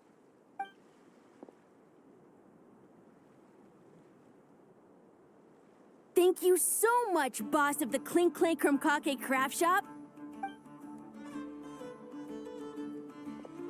Huh, that was very thoughtful. Who are you, and what have you done with Aino? What's that supposed to mean? I'm a boss, aren't I? A lot of people depend on me. Looking out for them is a big part of the job. Did that really just happen? For a moment there, Aino stopped being a little kid and acted like a full-on grown-up. A grown-up who's shorter than the kid she was looking out for, but still. Previous records indicate that Aino has a 94% chance of adopting such behaviors when encountering a child in a similar situation to herself.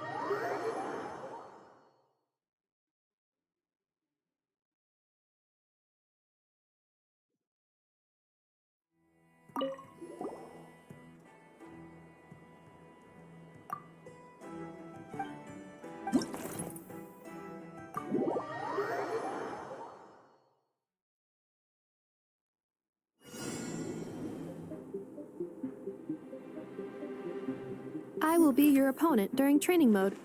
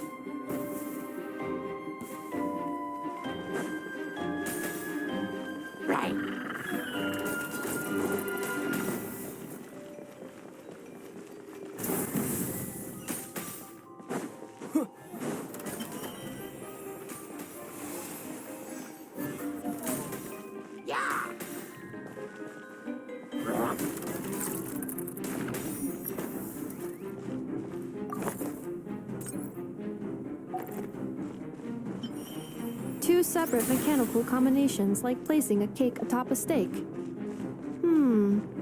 I almost never hear this analogy.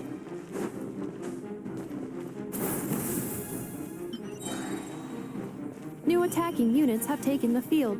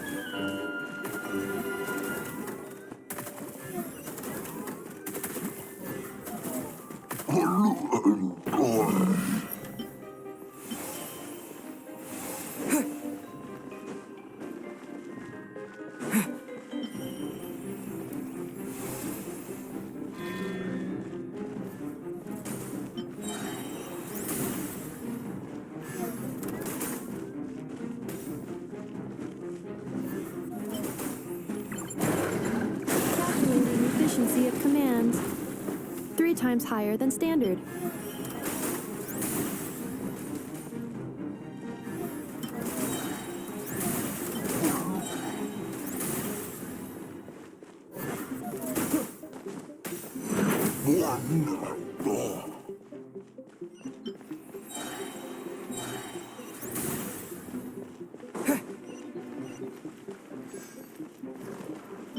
This will be my final attack. Ha, ha, ha.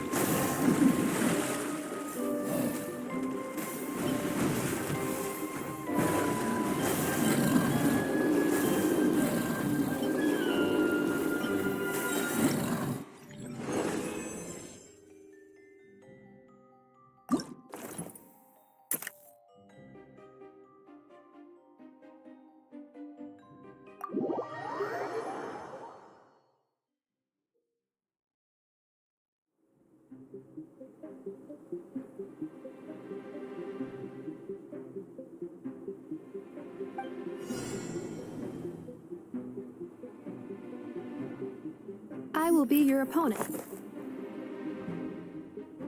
during training mode.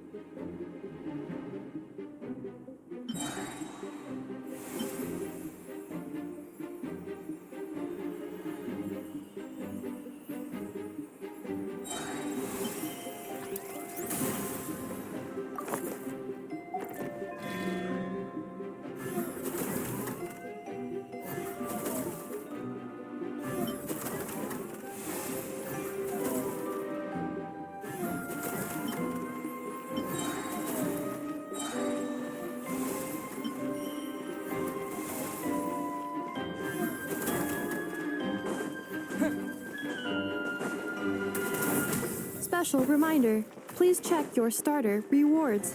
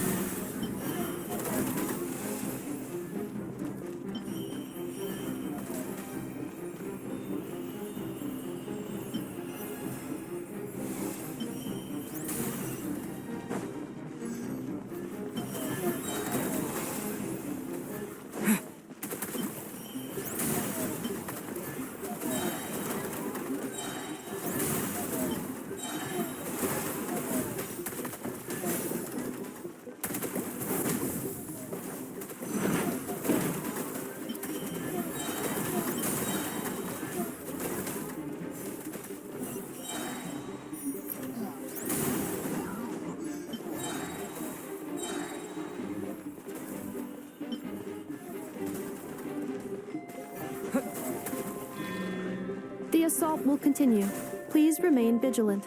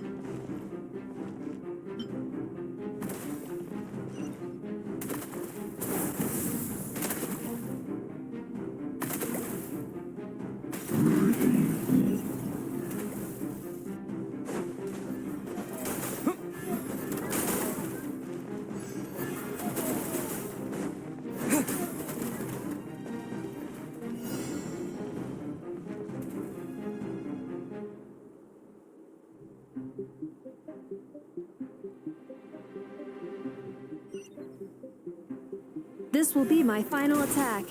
Ha, ha, ha.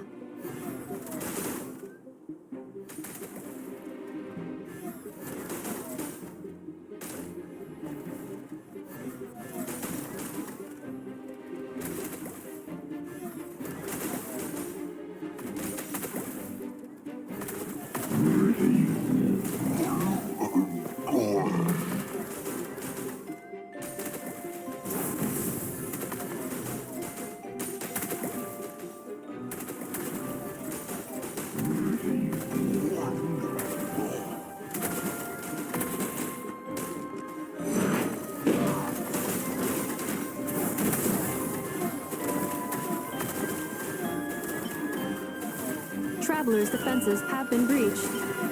I am quite good at this.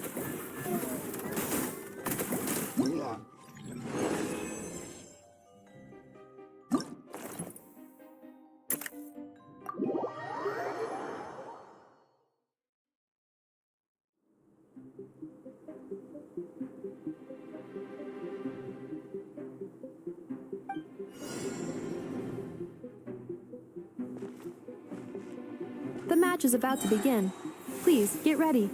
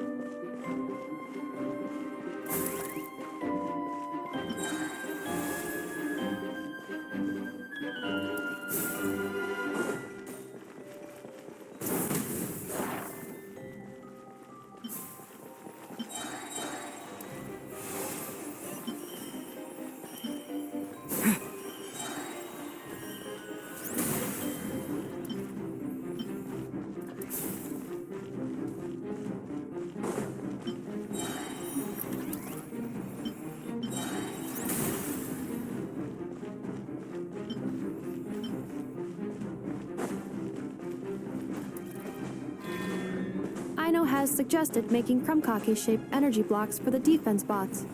However, the chances of her accidentally consuming one would increase by 80%.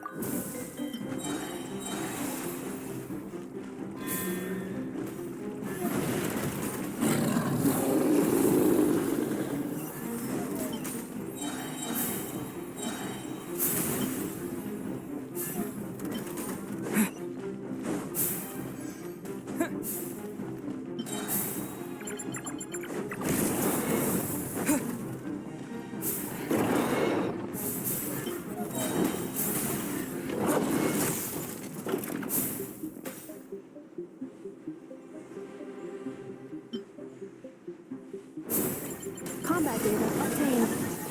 Exceeds expectations.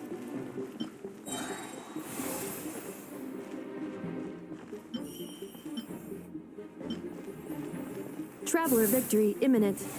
Greatly increasing value of malice parameter.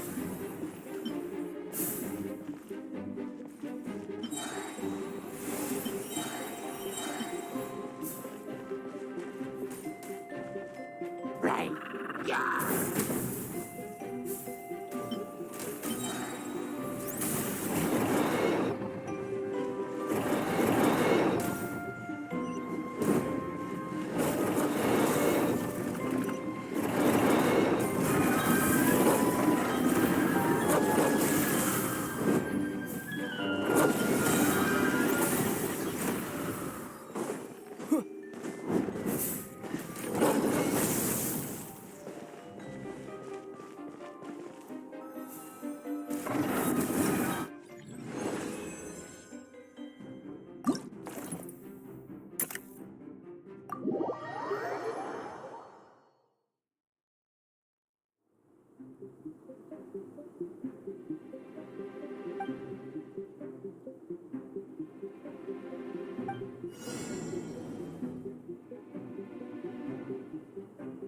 I will be your opponent during training mode.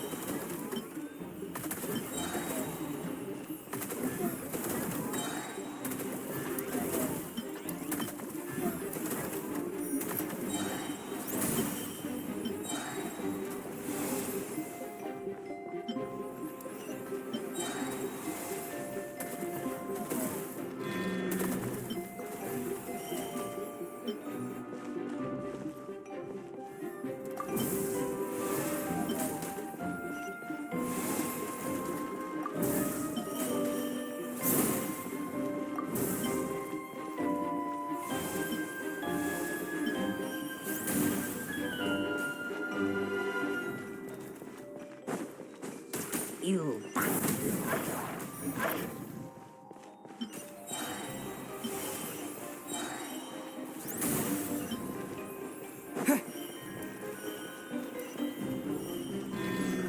Ha, ha. As long as I do not attack, I cannot be defeated.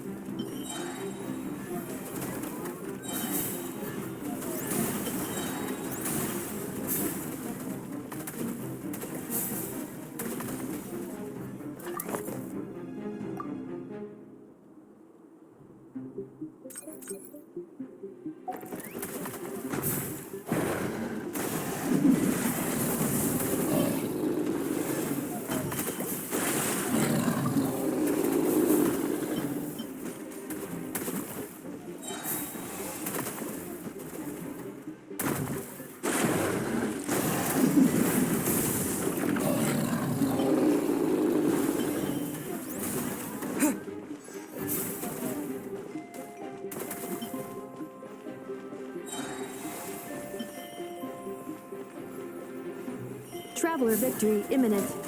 Greatly increasing value of malice parameter.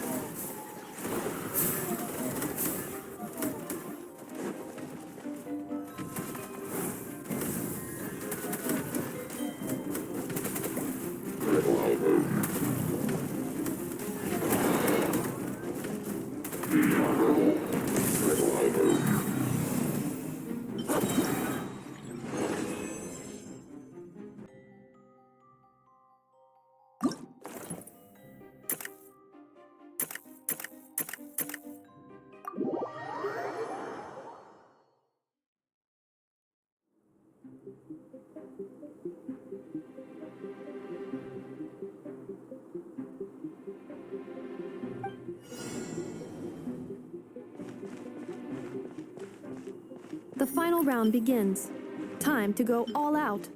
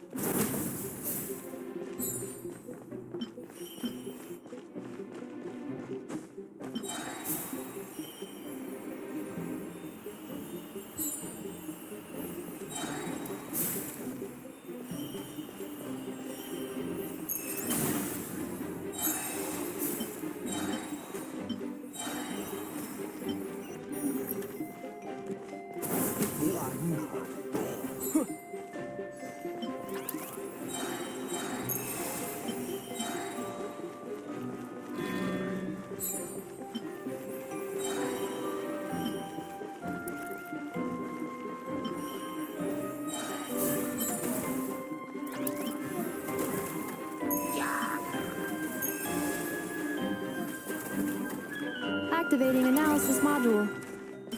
Learning the Traveler's operational logic. If successful, this will increase our efficiency by at least 179%.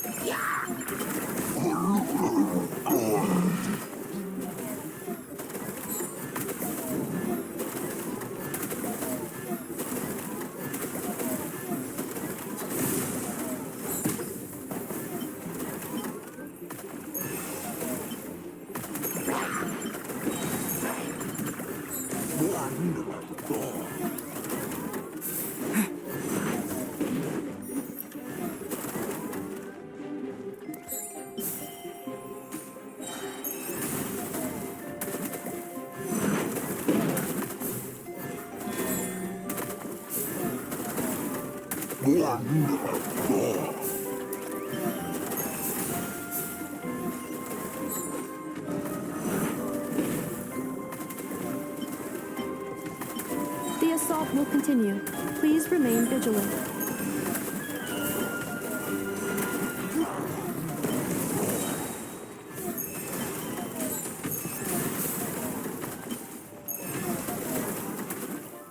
Calculating efficiency of commands. 3 times higher than standard.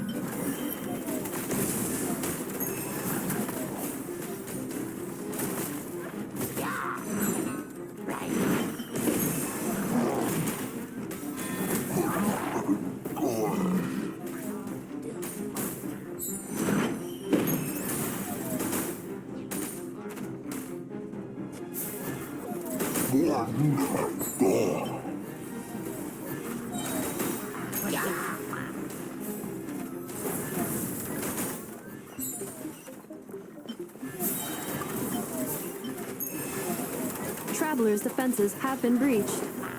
I am quite good at this.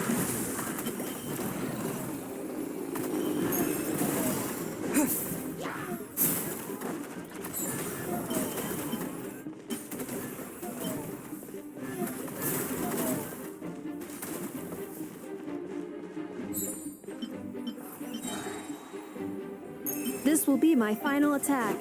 Ha, ha, ha.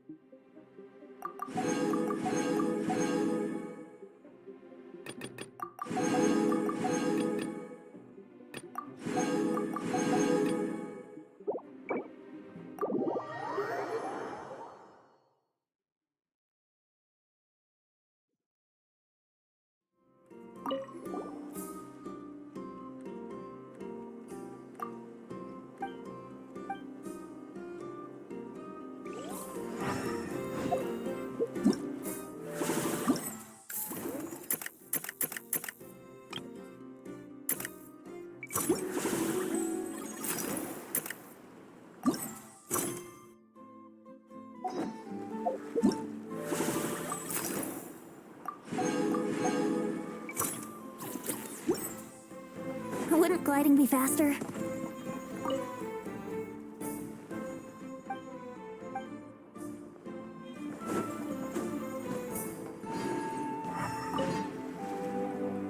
Oh, Blintz and Igua! Fancy seeing you here! Ah, Traveler. Paimon. How do you do?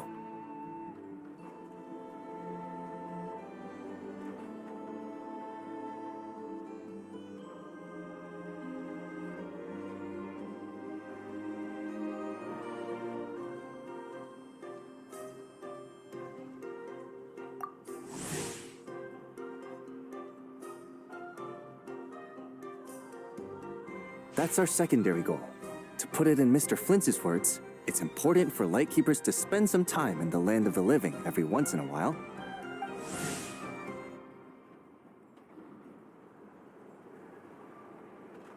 That sounds like something he'd say, yeah.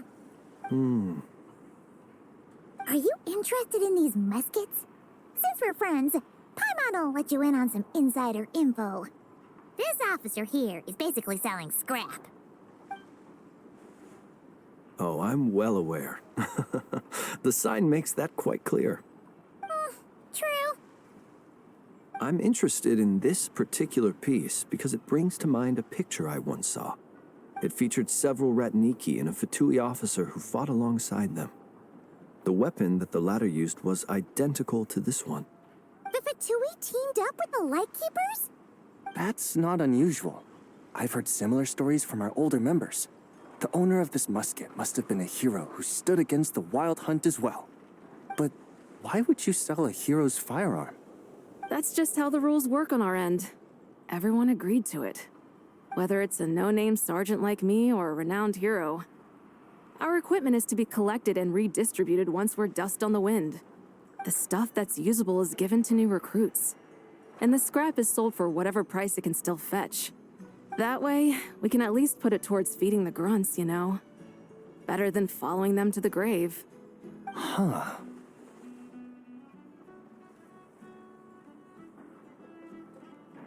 I think I'm going to buy this musket, Mr. Flintz. Could you tell me a few more stories about it when you get the chance? Of course.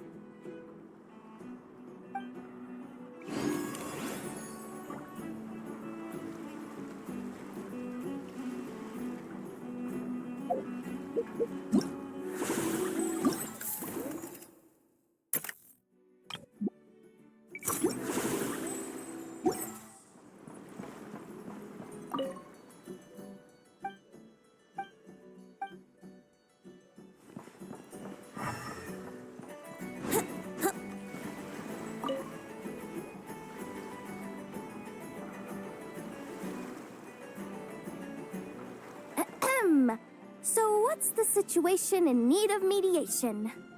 This person's been glaring daggers at me from behind since she arrived. Hey, you! I'm a member of the Fruity Order, you hear? What a coincidence. So am I.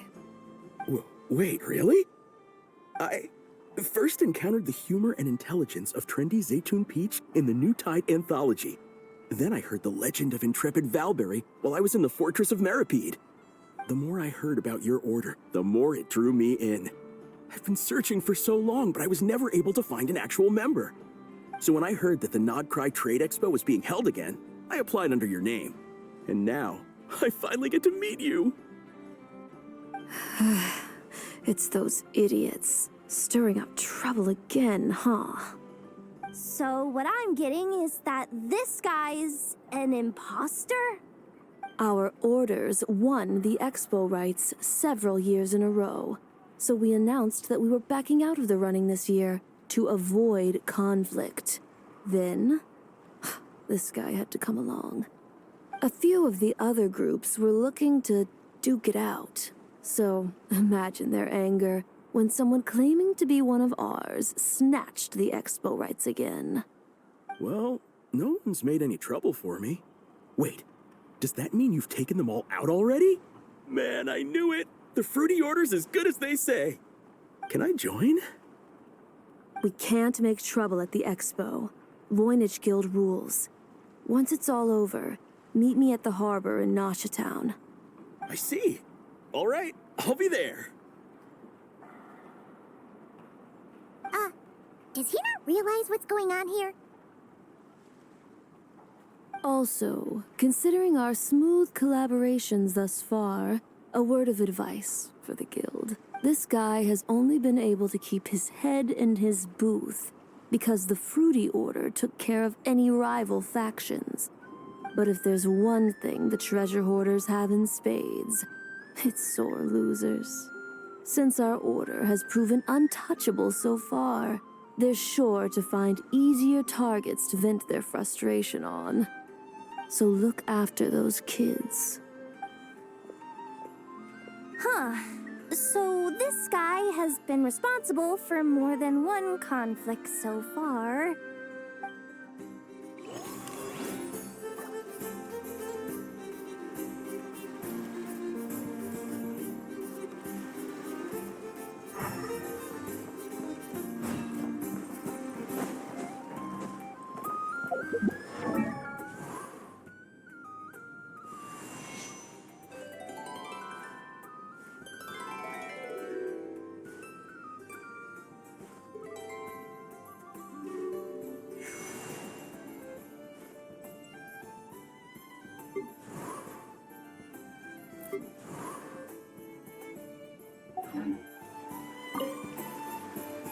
What do you think? Not bad. Tastes just like back in Mondstadt. Vorka! You're here for the expo too? Oh, hey, traveler, Paimon. I was only planning to take a look around, but wasn't expecting this pleasant surprise. Out in this part of the world, even a homegrown Mondstadt apple is a rare treat. Yes, and on that note, I should advise you that the prices are quite different from what you'll be used to back home. Not a problem. It's a price worth paying for a taste of home. I'll take the whole batch and send someone to collect them later. The whole batch? Huh. Looks like you've already made your money back, huh, Leben? Oh, and Varka, since you're looking for a taste of home, have you tried the Mondstadt wine next door? Apparently, he uses special connections to keep the import costs down. Yeah, I've tried it. It's pretty good, but not Mondstadt wine good.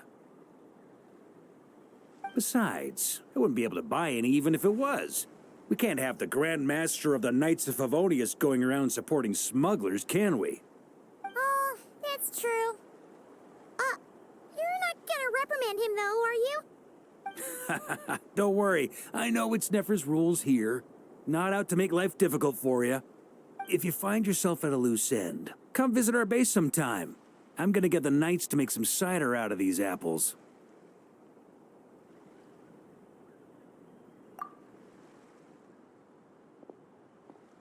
Oh, you're as generous as they say, Grandmaster. Looks like you finally made some real profit. Hey, don't make me sound so incompetent. Though I'll admit, I wasn't expecting to make my money back quite so quickly. Now I can start thinking seriously about my next venture.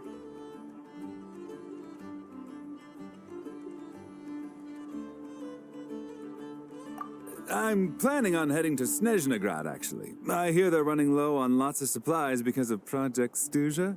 That's a business opportunity if I've ever seen one. With any luck, maybe I'll have the pleasure of seeing you there. Well, good luck out there. Hope you strike it rich.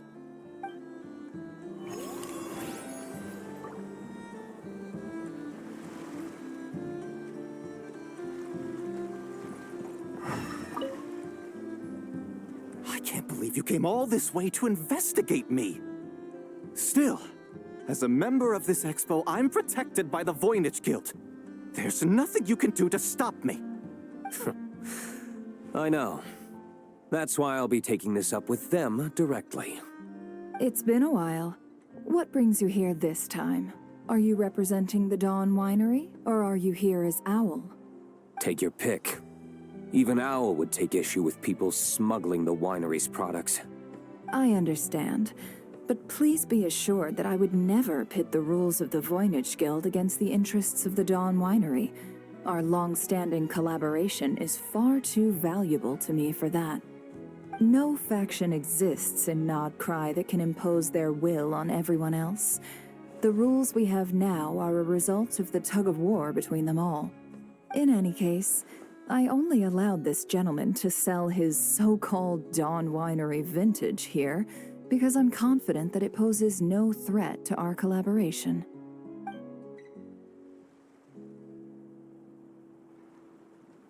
I see. So this isn't from our cellars at all. It's not even from Mondstadt. You... I'm guessing you learned a few of our winemaking techniques, then brewed your own liquor using local ingredients from Nodcry.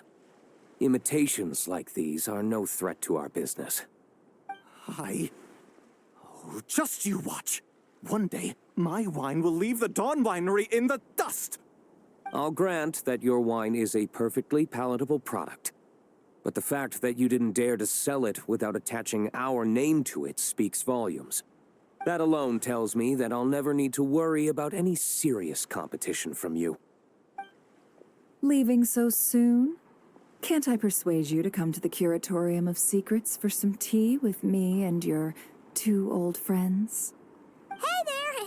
It sounded like you were discussing some pretty serious business, so Paimon didn't want to interrupt. I'm afraid I'll have to decline. That's a shame. Next time you're back in Mondstadt, pay a visit to the Angel's Share. At least there, I can offer you a genuine Dawn Winery vintage.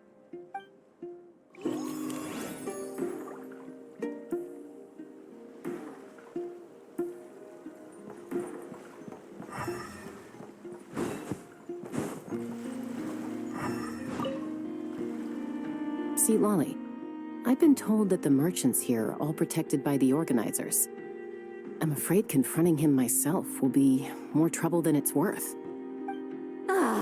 Do I have to do everything myself? Oh, please! Granny Eatsley, have mercy! Chaska! Say, Lolly! What are you... It's a long story. Basically, a few members of the Flower Feather clan brought word from Nodcry that someone was selling Wyob fragments at this expo. Pretty serious stuff. So I brought Seat Lolly here to get to the bottom of it, and hopefully keep things under control. Oh. Okay, well, as it turns out, we've been tasked with mediating any disputes like this. Are you intending to try and stop me?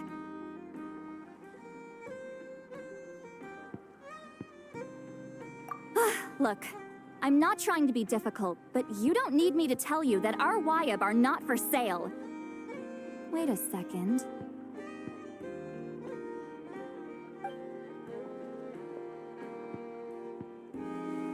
This is just a shard of a Wyob pillar, and its power is long gone, so it no longer has any connection whatsoever to the Wyob. So, tell me, how much did they pay you to ship these out of Natlan? About 800,000 more apiece. What? Apparently, people outside of Natlan don't know all that much about our culture. Some people take one look at those pillars and start bragging that they found a Wyob fragment. I didn't want to correct them, because that way I could drum up the price. Ugh, forget it. Since you asked me so nicely, I'll let him stay here until the expo's over. No point making a mountain out of a molehill. Oh, thank you, Granny Eatsley. Oh, don't start thinking you're off the hook. Once this is over, you're going straight to Biram to face the music.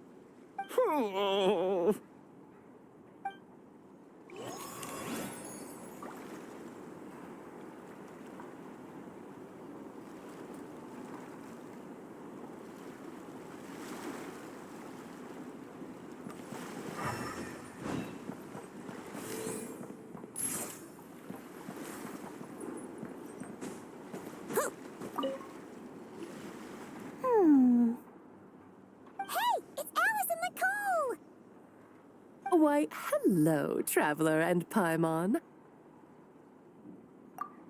Oh, quite the opposite. I'm her supplier. Nicole came up with a delightful new pricing method recently, which I've asked dear Dory to try out. We're here today to see how it's all going.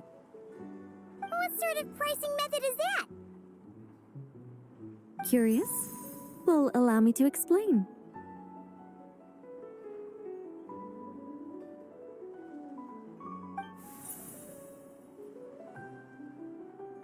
Instead of an amount of more, you collect courage, kindness, or happiness from the buyer.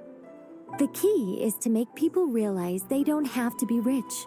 With an excellence of character, even the treasures of the Hexen Circle are within your reach. Kinda like a Seelie guiding intrepid adventurers through various tribulations until they claim their prize. Such fun, wouldn't you say? Not for me. We didn't sell much Hexen Circle gear this time at all. At this point, I'll have to whip out some Samara specialties just to break even. Wait, you're actually losing money, Dory? You're saying our gifts didn't reach that many people? I'm saying we made diddly squat. Hate to break it to you, Miss Mage, but you don't have much of a heck for business. It might not have made much, but this has been quite a fun little experiment. To make it up to you, all the revenue from our merchandise is yours to keep, Dory. Oh, they don't call you a great mage for nothing, Miss Alice.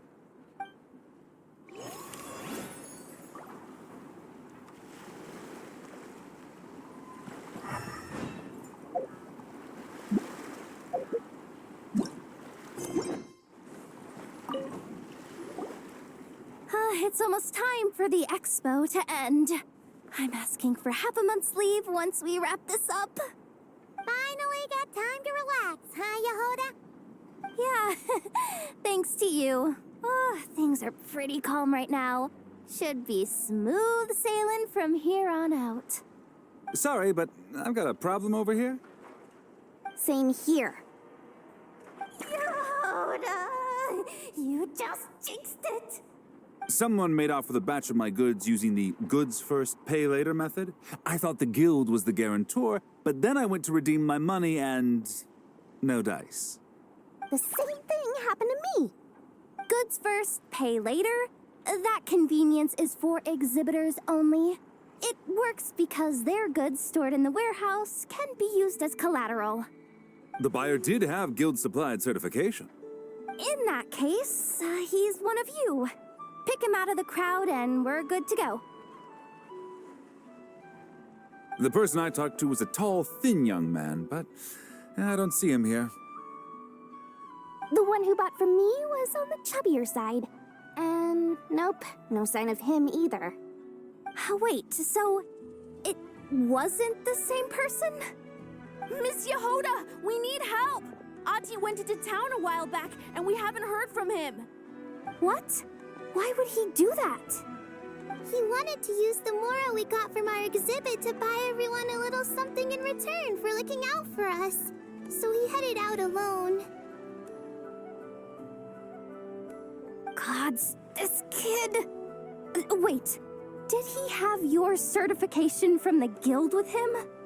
Yeah, he's our older brother, so he's in charge of all that stuff. Oh, this is bad. Okay, let's not panic.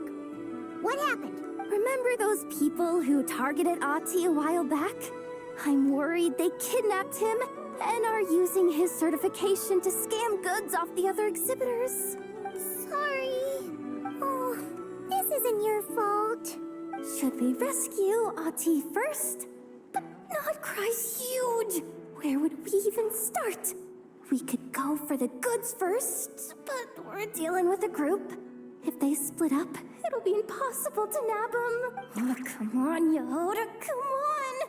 You promised Boss Nephew to uphold the guild's reputation, and you promised the kids you'd protect them. This is all falling apart. Looks like you're down to your last option, dumpster diver. Oh, right! The Clink Clank Crisis Control Switch! Clink Clank Crisis Control Switch activated. Awaiting orders. Awaiting orders. Awaiting orders. Whoa! Activating the switch gives you temporary control over all the robots in Nodcry. If you wanted, you could turn this whole place upside down. But it won't last long, so think about what you want to do first. In that case, let's get the stolen goods back first. All units, advance to rescue Ati! Miss Yehoda. Orders received. Orders received. Orders received.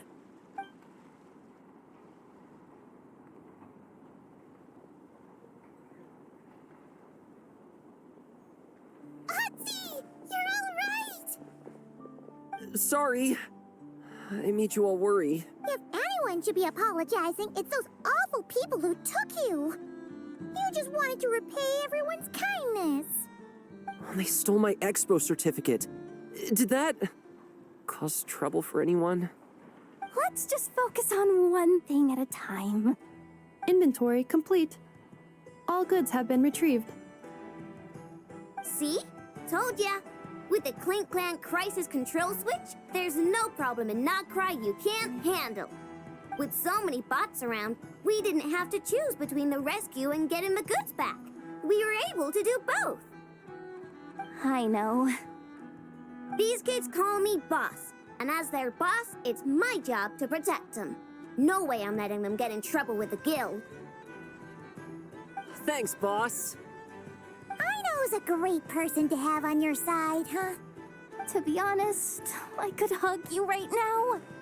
But I think I'll have that vacation first. Oh, right! I owe you a hot dog, don't I?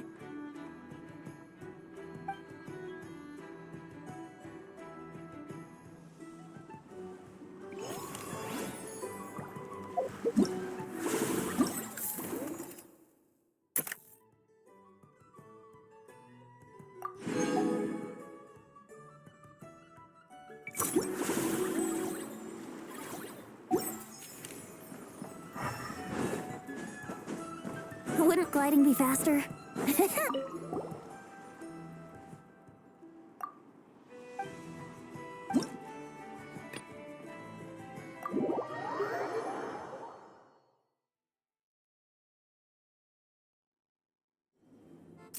Ready, partner?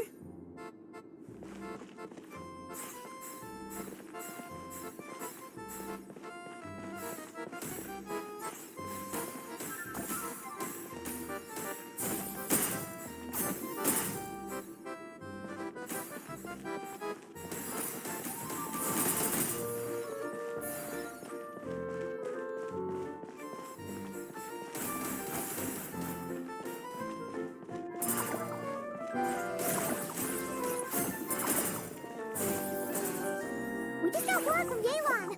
Looks like she managed to track down Ashpapati. Come on, let's go meet up with the others.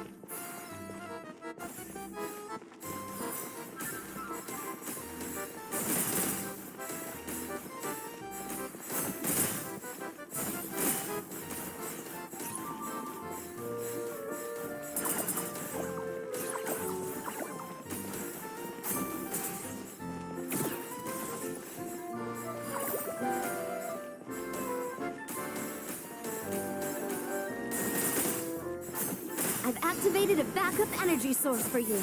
Keep at it!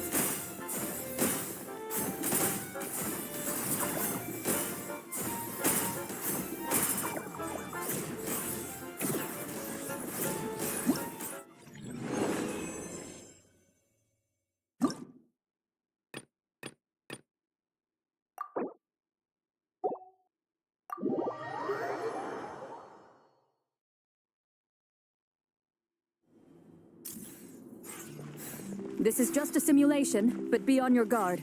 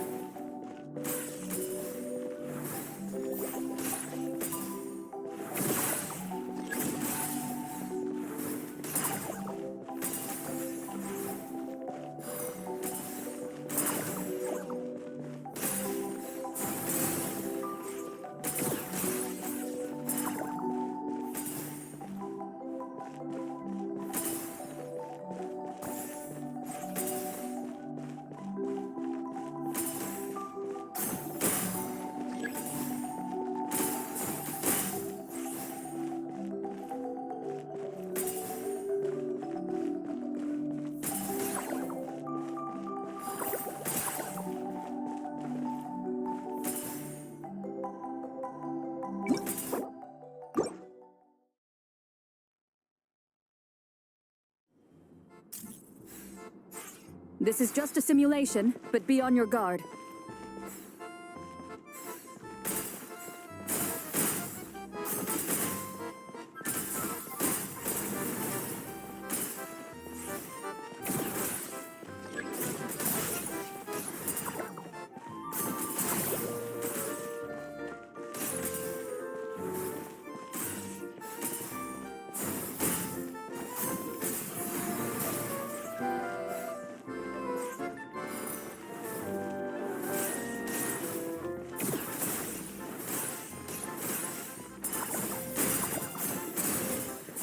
Keep it together.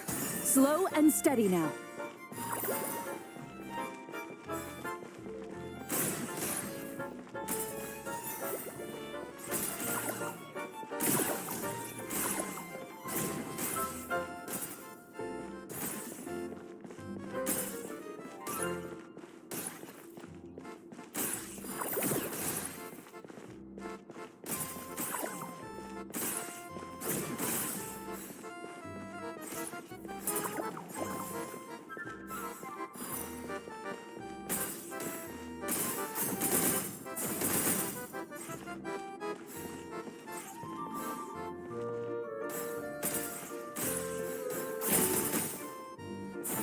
I've activated a backup energy source for you. Keep at it!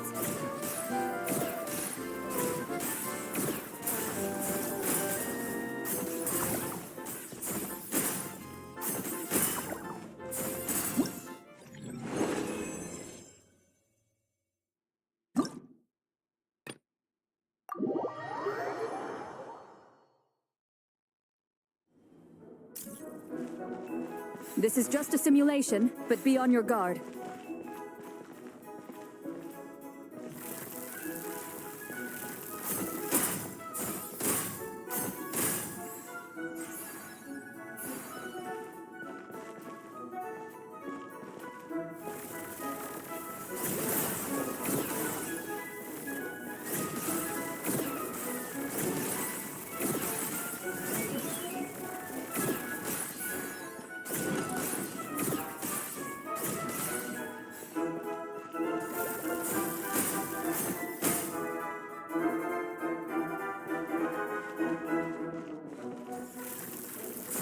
You've got this, partner!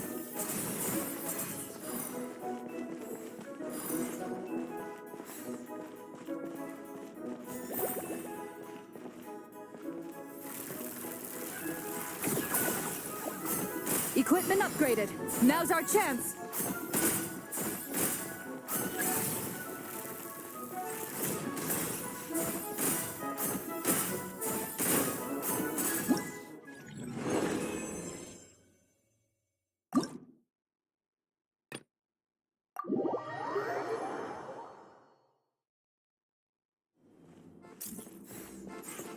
Ready, partner?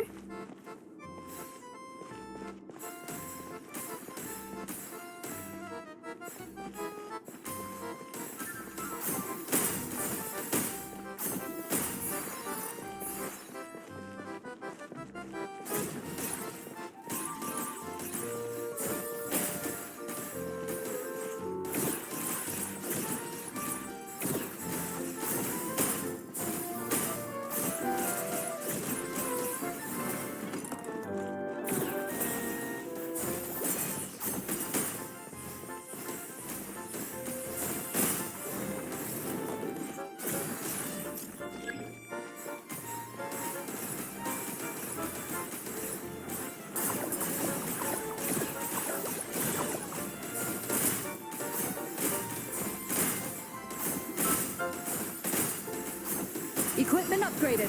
Now's our chance.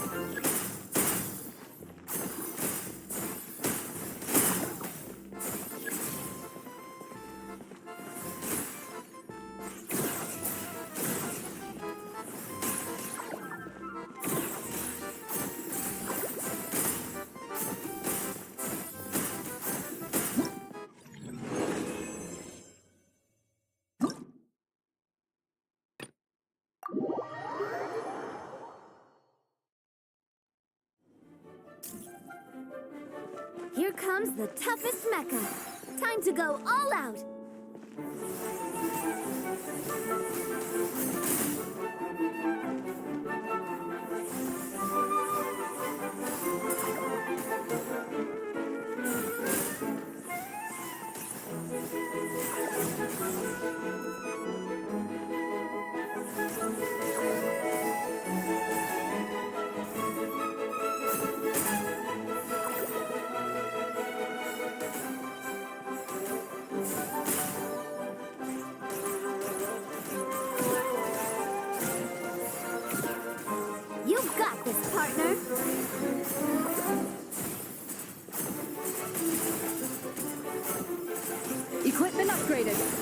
a chance!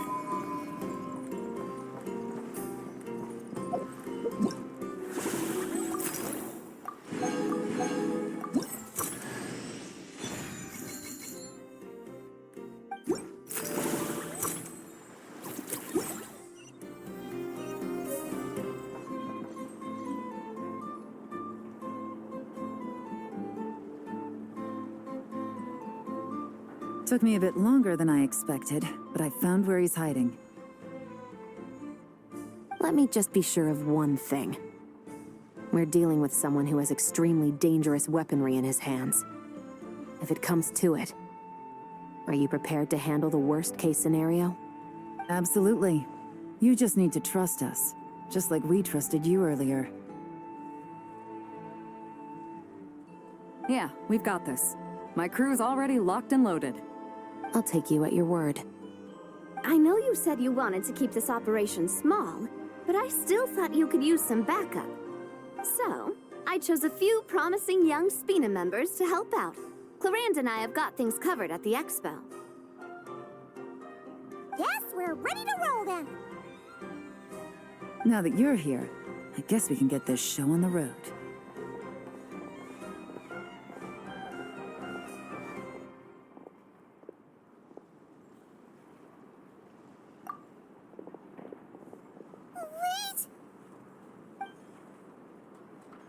I'm sorry, you can't come with us.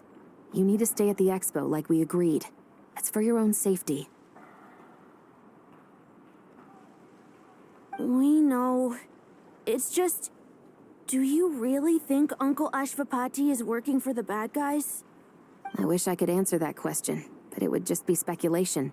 And I work based off evidence. He's been gone for 2 days now, and he just left us here. He's never done that before. Maybe he really is working for those people and was afraid of getting caught. But if that's true, then that means he must have been involved in making and selling weapons in the past too. Wouldn't that make him a bad person? That's not for us to say. Take a look around the expo. There are plenty of other people making and selling weapons. Doesn't mean they're necessarily all bad people. Really? The same is true for your uncle. Whatever he may have done in the past, the real question we need to ask is why. There's a lot we need to know before we can judge a person. In Fontaine, we have a long and complicated process in place just to make sure we get the right answer to that question. Yeah. Why would Uncle Ashvapati do something like that? How about this? I'll make sure that Miss Chevras and Miss Yelan promise to bring your uncle back safe and sound. Then you can ask him yourselves. Thanks, miss.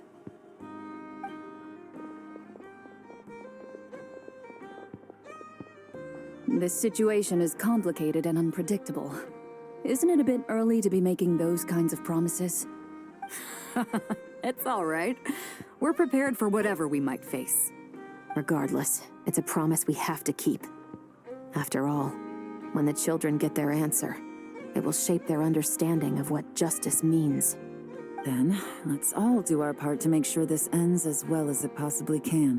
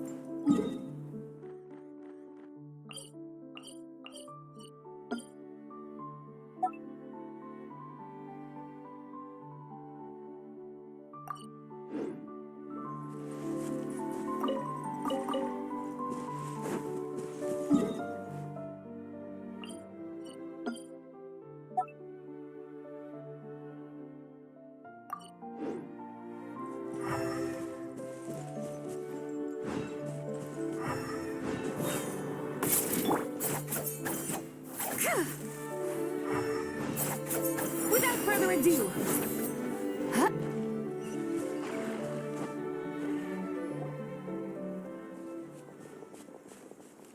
Stop right there!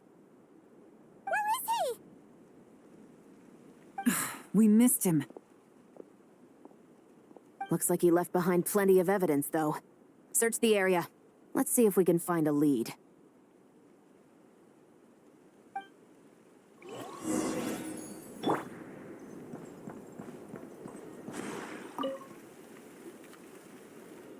These records look suspiciously familiar.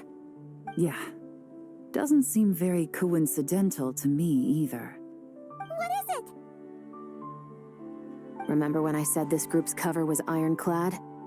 They were always careful never to leave a trail leading back to them.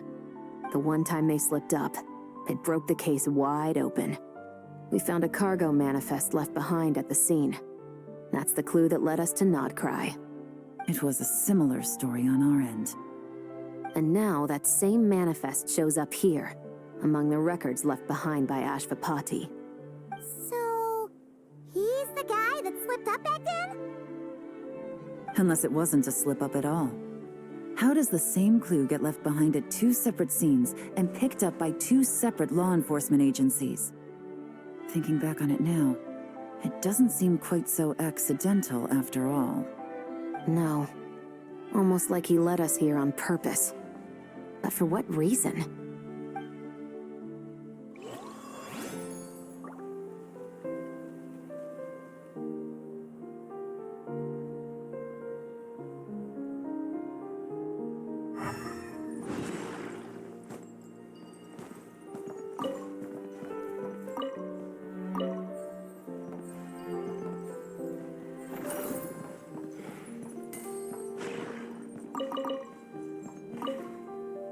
Search the area. Strange. Did he...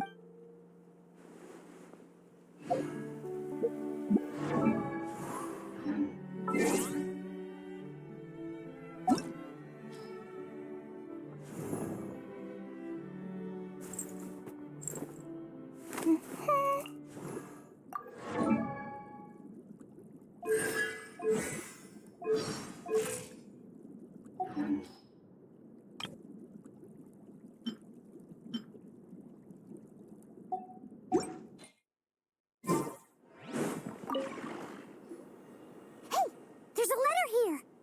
Look at how it's positioned. It was begging to be found. I think it might be for us. You think he knew we would come here? If he did, he's a more impressive opponent than I anticipated. Let's keep going. We can read it together when we debrief.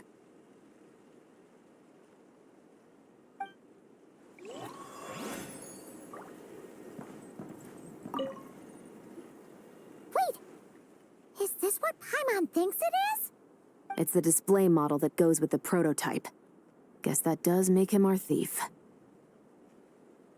What's worse is that, with his technical background, I bet he managed to bypass the security features on the prototype.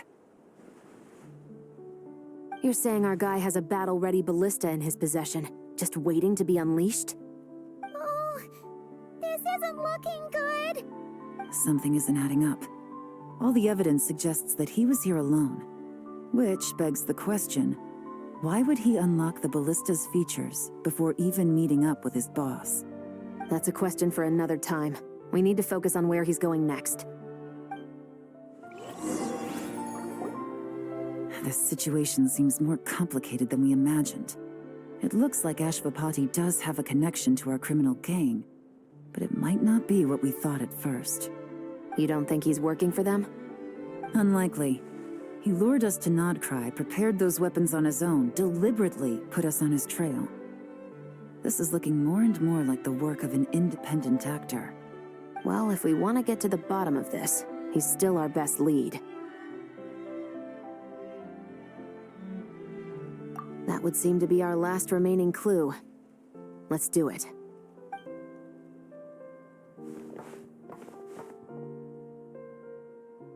To the officers of the Special Security and Surveillance Patrol and the Liyue Qixing, you certainly live up to your reputation. Within a single day, You were able to eliminate over half of the gang's forces. I appreciate the effort.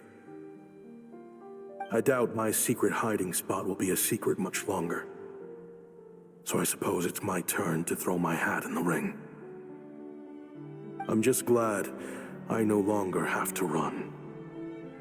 So, before my day in court is upon me, allow me to confess to my crimes.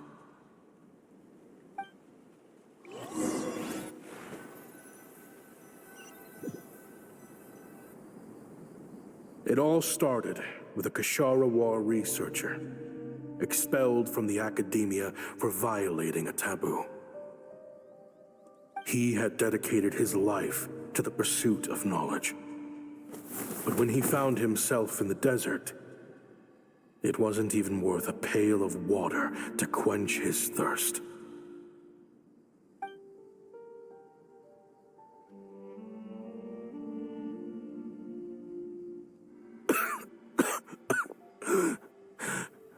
Could you spare some water? I'm a Kashara War researcher. If you need something, I could. Researchers like you are a dime a dozen. Smart as a whip until you find yourself in the desert. Then, you're lucky to survive the night. Are you mocking me? No, son. Just still trying to figure out why I've got such a soft spot for strays like you. Here, give me your canteen.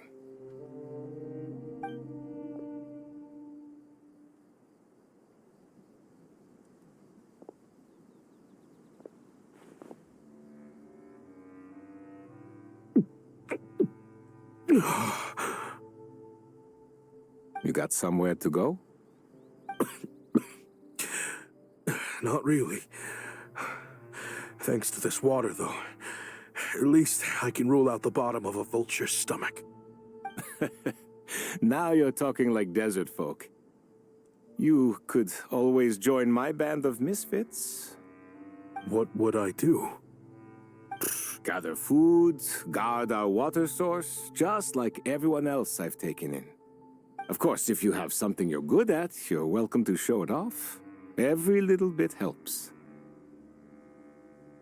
All I know is weapons. Weapons?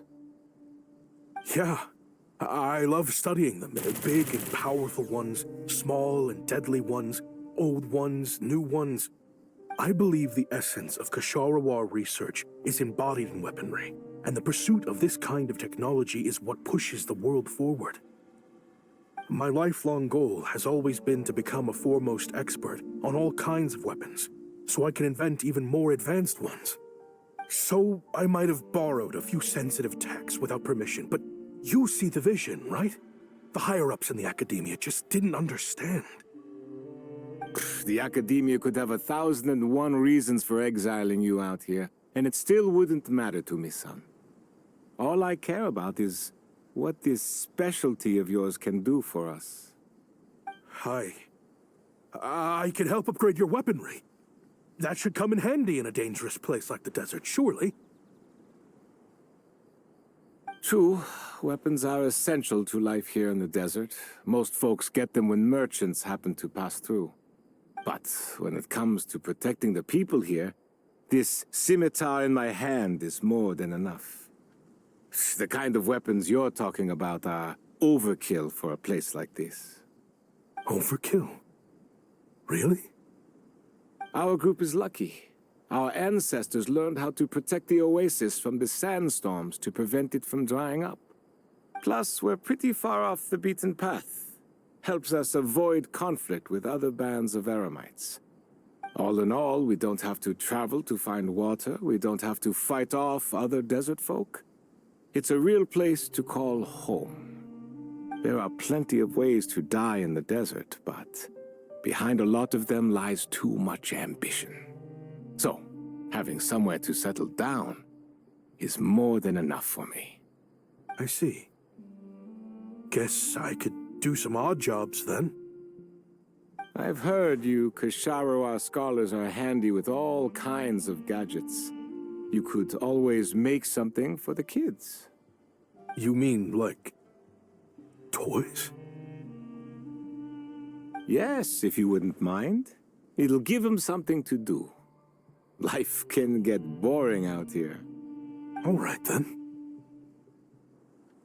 And just like that, a Kasharawar scholar at the cutting edge of his field ended up in the desert, making toys for children. It got boring from time to time, but all in all, those days were quite pleasant. The Eremites accepted me as one of their own, and all the children loved me. Looking back now, I wish I could have lived like that until the end of my days. But then, those despicable people showed up, and it changed everything. Don't rush me. These materials are in short supply. Oh, they've got a lot of nerve showing their faces back here. Send the gem? It has been a while. Well, we have a right to this oasis, too. Our ancestors were part of the group that discovered it. You hated this place. After that giant sandstorm when everyone else was trying to figure out how to help, you got out of Dodge the first chance you could get. Because I knew better than to be stubborn. Stay in one place too long around here, and it might just be your grave. You abandoned this place. If we'd done the same, the oasis wouldn't even exist anymore. You gave up your right to be here a long time ago. I heard they joined another band of Eremites after leaving us, but got kicked out. I bet they're only crawling back to us now because they've got nowhere else to go. Chief, should we drive him off?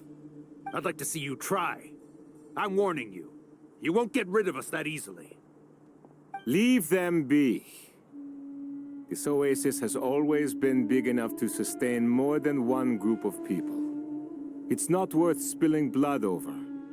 All that matters is keeping the people here safe. At the time, I didn't think much of it. Just Chaim Wazet being the kind-hearted man he always had been. And so, normal life continued, much unchanged. Well, mostly. You can take the scholar out of the academia, but putting your life's work behind you is easier said than done. I often found myself flipping through my collection of blueprints and sketches. The ruin drakes scattered around Sumeru were of particular interest to me. As far as I knew, no one had been able to analyze or reproduce the technology within those mechanisms. But I was able to design a kind of lure to bait them into attacking a specific target, in effect, turning them into a weapon. Somehow, the new arrivals at the oasis must have caught wind of it, because they soon started taking an interest in me. Hope you don't mind me asking, but is that a weapon you're researching? I do mind, actually. It's none of your business. Rumor is you used to be a researcher at the academia. All that knowledge going to waste out here in the sticks. What a shame. What do you want? I want to team up. The rules and red tape that got you kicked out of the academia, they don't exist in the desert. You could take this research to the next level. As things stand, all you've got is a blueprint and a pipe dream. But what if you had access to the right funds and materials? What are you suggesting? Me and my men can get you what you need. In return, all you gotta do is bring this sketch to life. We've always had a good eye for business. Just never the right product. But this thing right here, the different bands of Eremites are gonna shell out more left and right to get their hands on it. You want to sell it? It's a win-win. You provide the goods, and I earn enough mora from these people to fund the research of your dreams. I don't know. I understand what you're worried about, but listen, it won't come back to bite the people here. These people don't think bigger than this place. They don't get involved in conflict. I mean, come on. Their biggest enemy is the weather. You've made a bad name for yourself around here. I don't want any part in this. Well, it's your choice. But it could be the last meaningful choice you ever get in life. So I'll ask you again. Do you want to finally develop the weapons you've been dreaming of and realize your academic ambitions? Or do you want to stay here building toys for kids? How I wish I'd made the right choice back then. Yeah, we increased our prices. What about it? You gonna back out? So, you're really as money hungry as they all say, huh? Cash is king. That's just business. Fine. I'm done. I want out. What are you talking about? We're making bank here. I know what the weapons have been used for, and I refuse to be an accomplice to all this any longer. An accomplice? Listen, that's got nothing to do with us. People would be at each other's throats with or without our weapons. So they die to a machine instead of a scimitar. What difference does it make? Can't you sell more than just weapons? Surely this can't be all the Eremites are interested in buying. If you want to make the big mora, you gotta push what sells. That's just how it is. And that right there is why I want out. Fine. I've made more than enough to leave this dump in the dust anyway.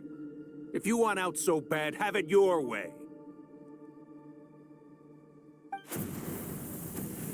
What was that?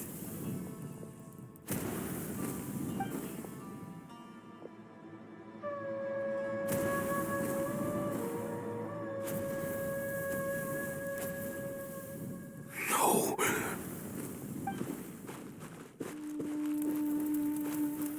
Kaem was it?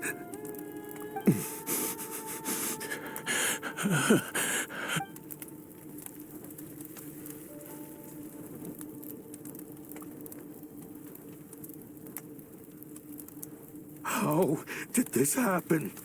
You won't find a tribe in this desert without enemies.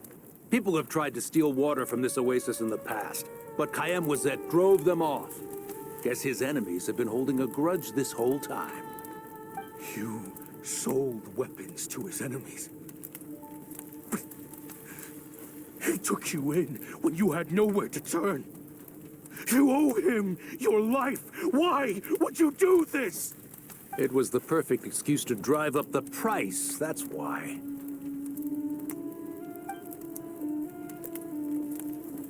It was only later that I found out. This wasn't the first time Senejem and his men had turned around and stabbed their allies in the back. Let's just say, there was a good reason they had nowhere else to turn back then. I didn't chase after them or try to hold them accountable.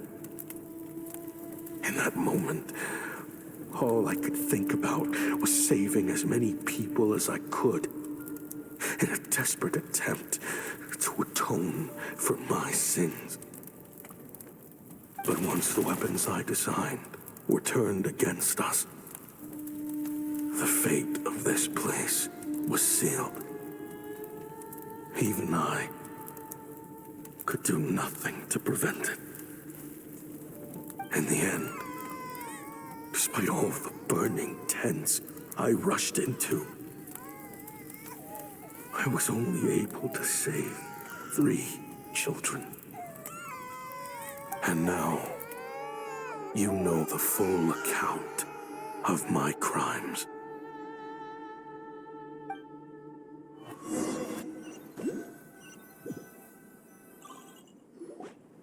I've been raising them ever since, while attempting to hunt down the men who made them orphans in the first place. This confession is for the kids to read, too. So, I hope you'll pass it along to them. They deserve to know the full truth of what happened. I know I'm in no position to make requests, but please, help them find loving parents to take them in. Above all else, they deserve a true family. Back then, I failed to see this through to the end. But I won't make that mistake again. Jeez, if this is true... He's after the same target as us. And he's out for revenge. He even lured us to Notcry to help him get it. I think I know what he's planning to do with those ballistas now. If I'm right, this doesn't bode well. Then we need to find him ASAP! It sounds like he's about to do something super dangerous. But we promised the kids we'd bring him back safe. I can't just let him get rid of our target either. This crime ring runs deep. There are still many other conspirators we need to track down.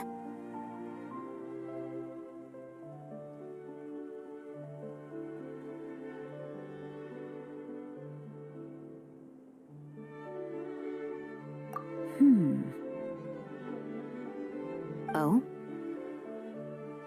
You got something? He knew we'd be out of the picture investigating this place. I think he decided to spring the trap that we set up.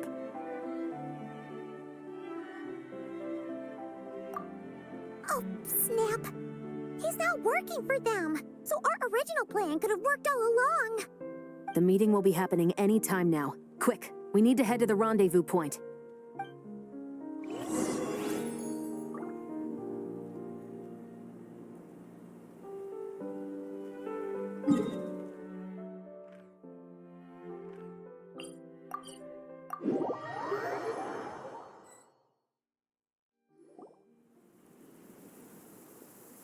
Ashvapati.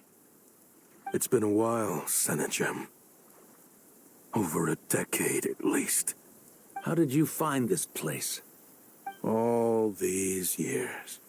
And the signal you use for the meetup point still hasn't changed. All I had to do was pose as your point of contact.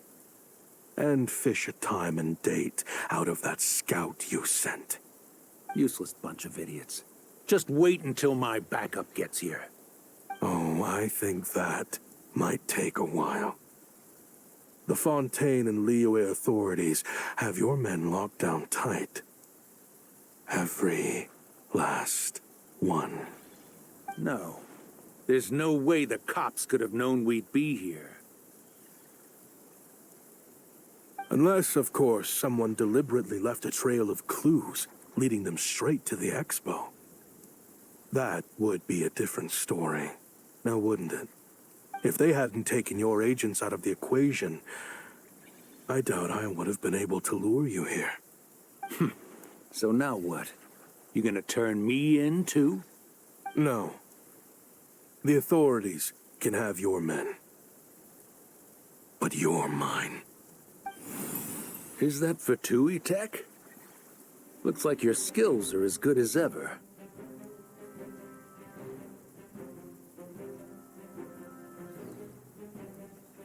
Listen, I know you're mad that I've been racking up Mora without you all these years, but it looks like you still got it. If you want back in, we can work something out. After everything that happened, what makes you think I would want back in?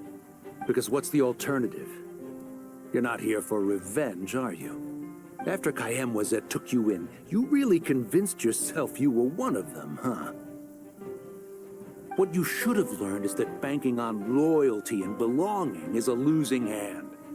Better to cash out before you're in the hole. In the desert, my people live by one rule and one rule alone. The last laugh doesn't go to the righteous. It belongs to the one who knows how to cut their losses. Just look at me. When there's more to be earned in the desert, I'm a desert folk. When the opportunities in Fontaine are sweeter, I'm a Fontanian. You think everyone is as much of a lowlife as you? A lowlife? There's nothing Mora can't buy, Ashvapati. That includes prestige. You're talking to a renowned Fontanian philanthropist who lives in the Vasari Passage and spends his days going from one grand banquet to the next. Nobody who counts would dare call me a lowlife. Are you done? Clearly there's no reasoning with you. Fine. Have it your way. But if you want me dead so bad, why'd you come to face me alone? That wasn't the wisest decision now, was it? Oh, don't you worry. I brought plenty of firepower with me. You could have brought a whole army for all I care. These weapons will bury every last one of you!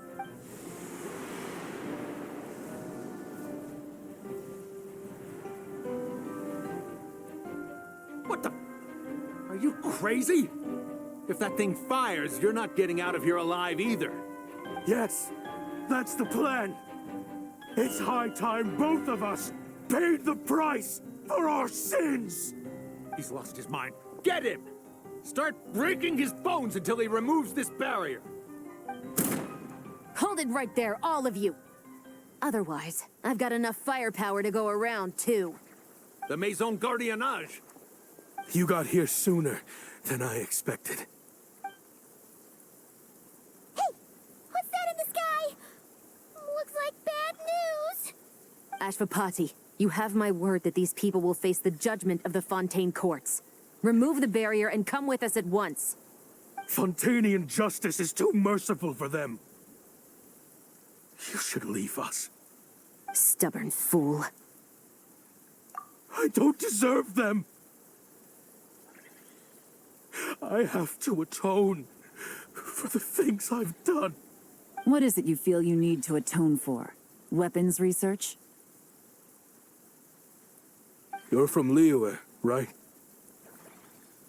Your ancestors were the first people to master the recipe for gunpowder. And yet, they turned it into fireworks and firecrackers that even children could play with. Surely, it's choices like that which make Liyue what it is today. I hear that it's a very peaceful place to live for the most part. But me, I chose to use my research skills to create weapons of war that brought death to countless people and destroyed the only home those kids had. That's why I have to atone. Because I have blood on my hands. Sounds like you don't know as much as you think about fireworks. They might be harmless fun in this day and age, but they started out as weapons too, you know. What? That's right. Fireworks and firecrackers were originally developed for use as weapons. They needed something a little more powerful than usual for purging evil forces and scaring off wild beasts. Over time, evil spirits learned to fear the sight of flames, and the beasts retreated into the mountains. That's when people started repurposing fireworks for entertainment purposes. The peace we enjoy today isn't because we chose to make toys instead of weapons. The weapons are what secured us the peace in the first place. Only then did we have the luxury of choosing to turn them into toys instead. It's people, not weapons, that commit acts of evil. And when people are as bent on destruction as the evil forces and beasts faced by our forebears, whatever tools they have at their disposal end up as weapons. Time is running out. Please. Leave while you still can. Relax. Now that we have these guys in custody, I think we can find a way of repurposing these ballistas for the children's amusement.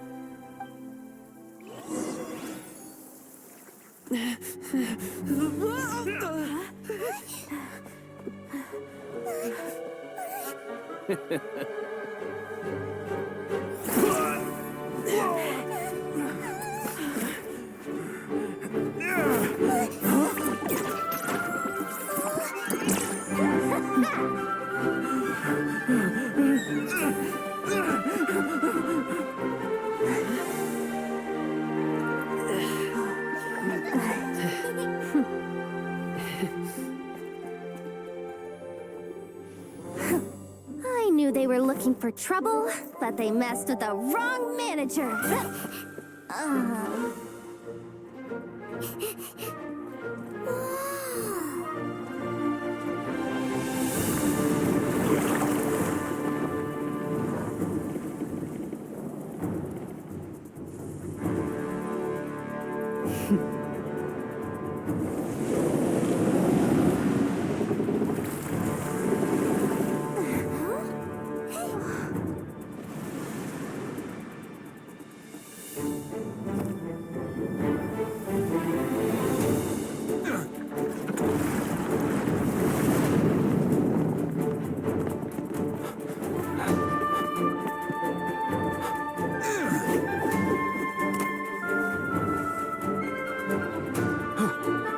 Captain, we're in position!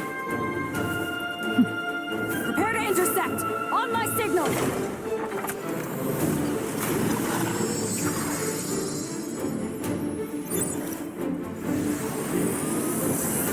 Fire!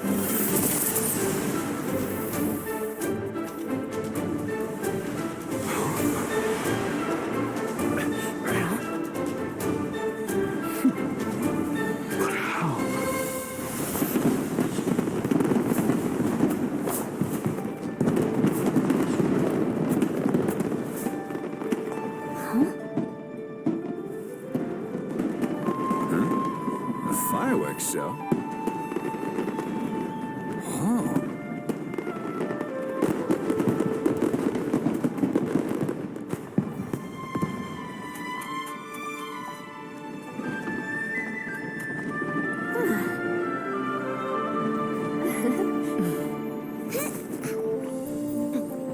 Recording mode on. Has this always been part of the show?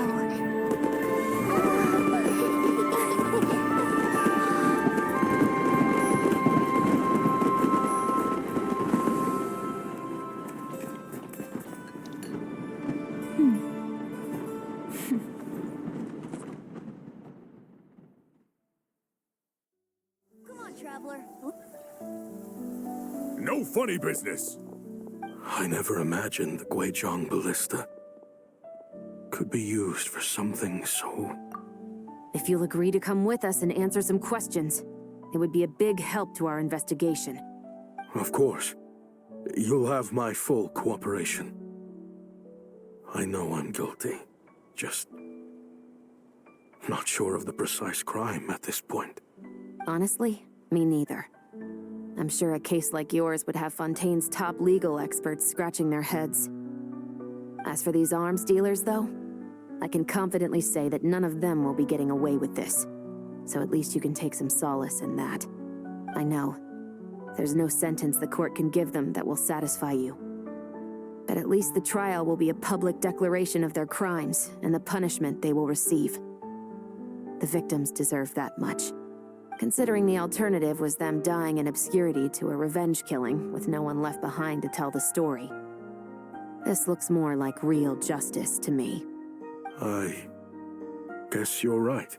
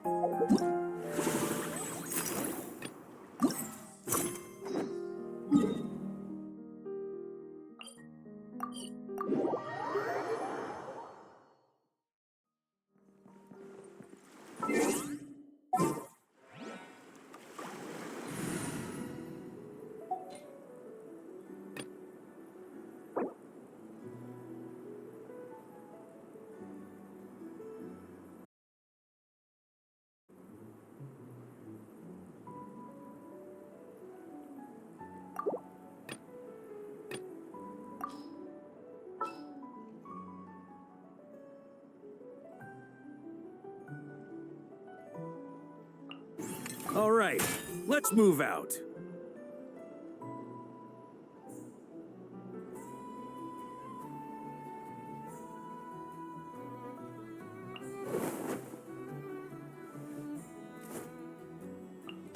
All right, team, let's move it out.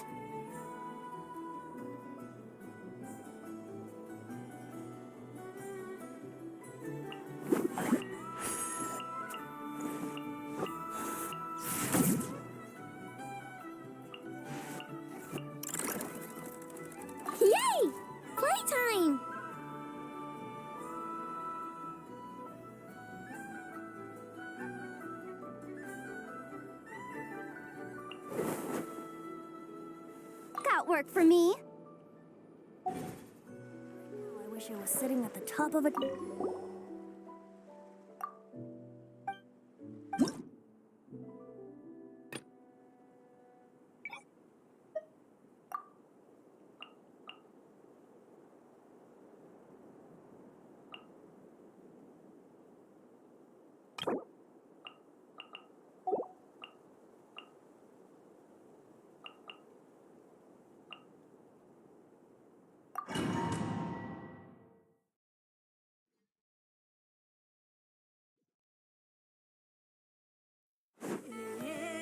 Locked and loaded, waiting on your signal.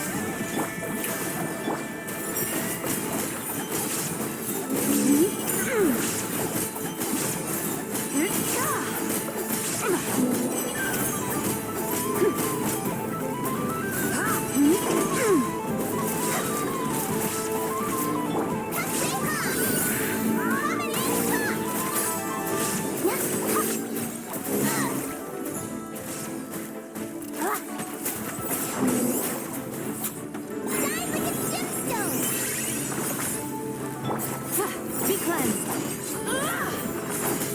Careful. Hold out till fire support arrives.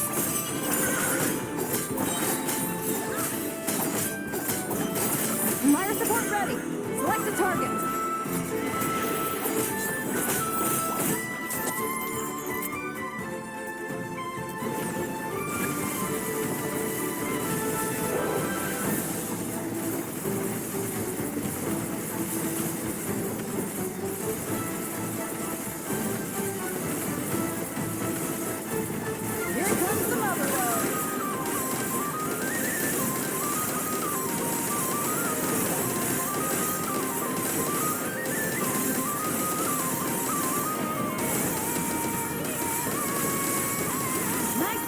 Well done!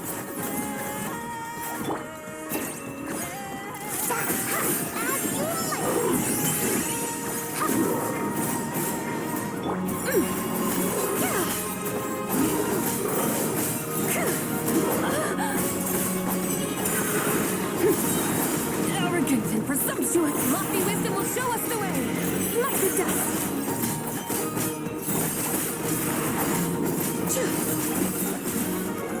Without further ado,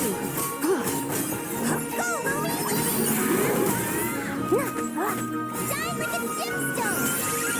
Careful! Hold out till fire support arrives.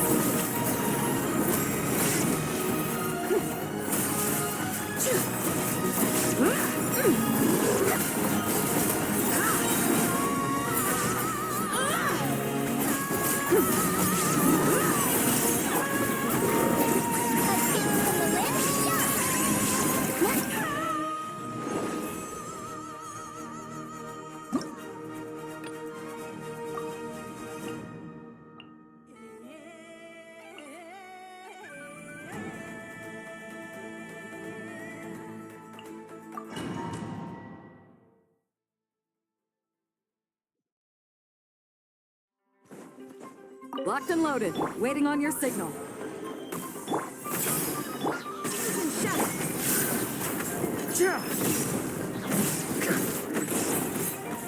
Maria sweeping in! Right!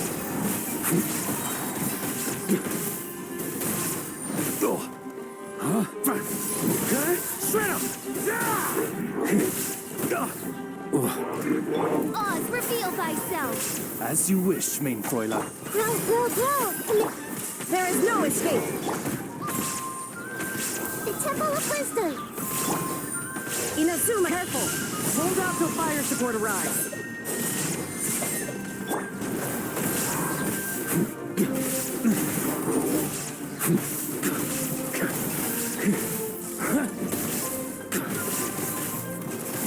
Off the edgy! Just a flesh wound.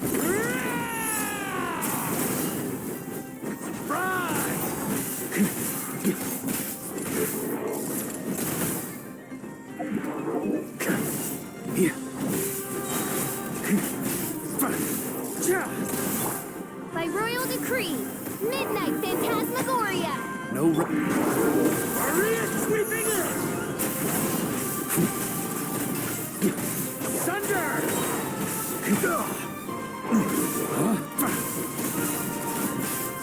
Fire support ready. Select a target.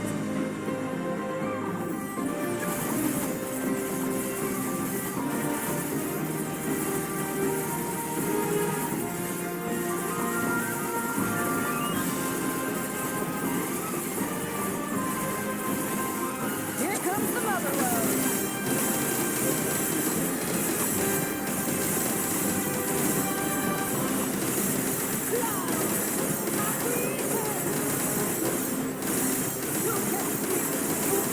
Nice guiding. Well done.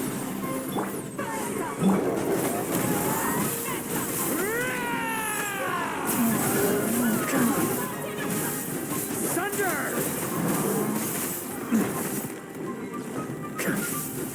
Off the ante!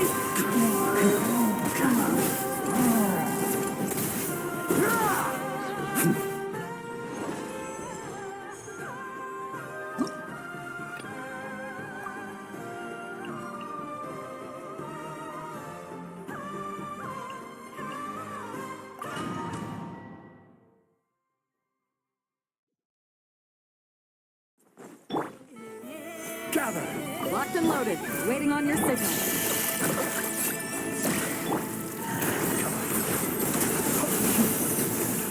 Close your eyes. Be silent.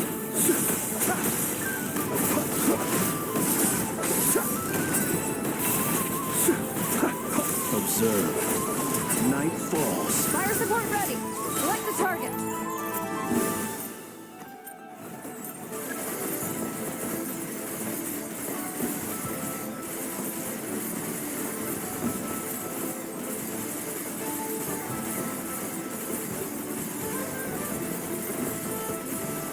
Switch to ground attack shells and increase firepower.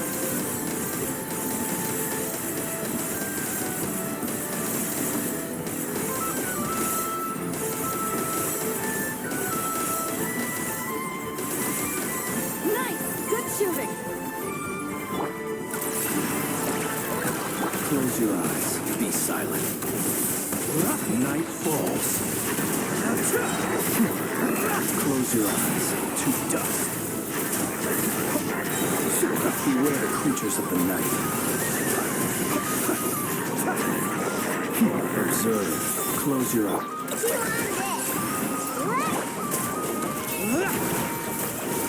Shine down!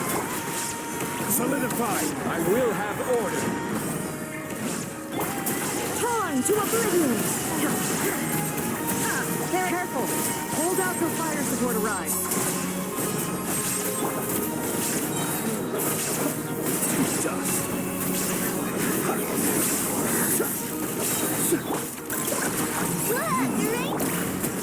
The night comes.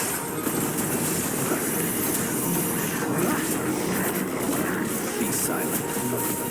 To dust. Fire support ready! Select the target!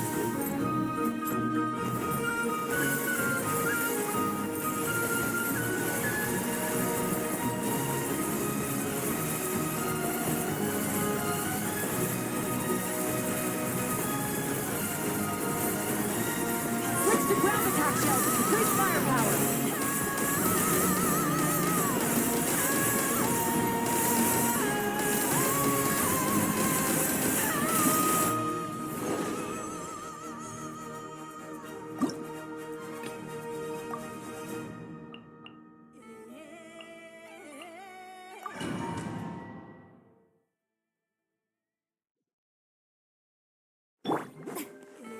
Frontline guidance is up to you.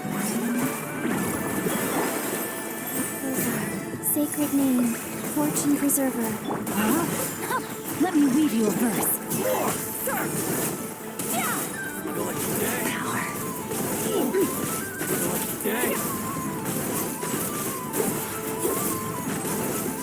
Let's get down to business. Yes! Lucky day. Rain outlines it. Annihilate. Fire support ready. Select the target.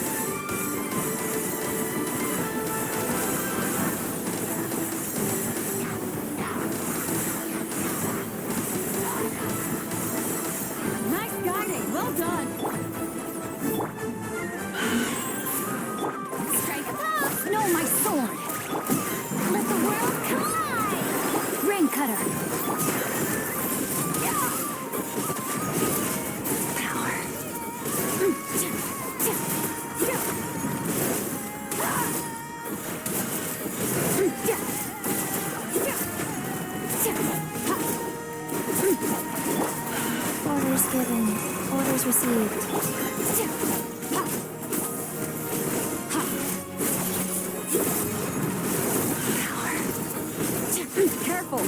Hold out till fire support arrives. Witness the power of the what? Fire support ready! Select a target!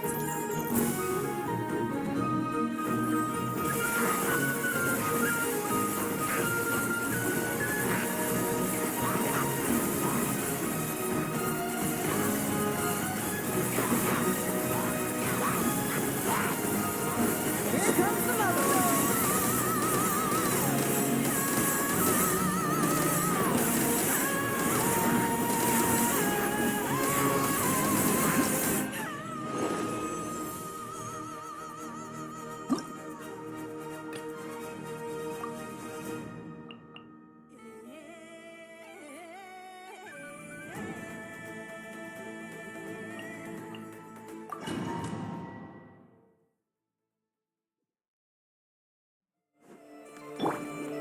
Locked and loaded, waiting on your signal.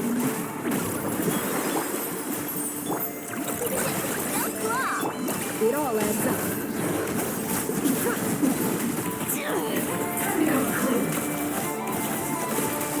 The deception ends here. No more lies.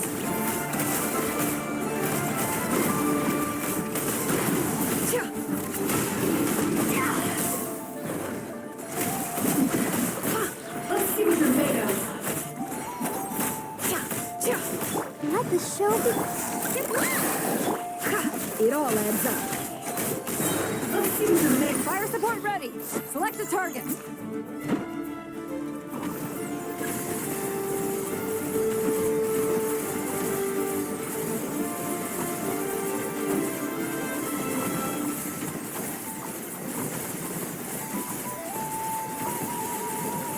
Land the projectile in the middle of the enemy formation.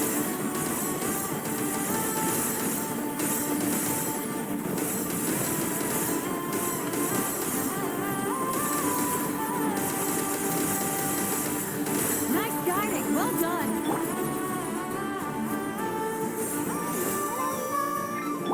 Shower me with praise. Chew on this. Look. Can't hide the truth. The mystery unravels. Time to go clean. No more lies.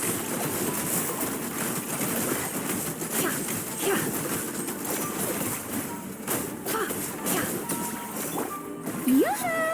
Time to shine. Let the show be. Go claw. Careful. Hold out till fire support arrives.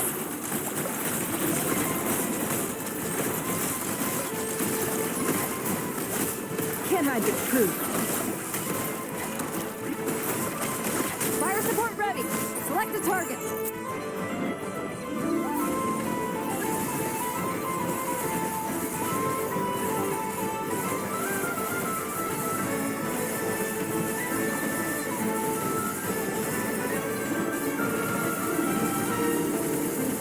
Land the projectile in the middle of the enemy formation.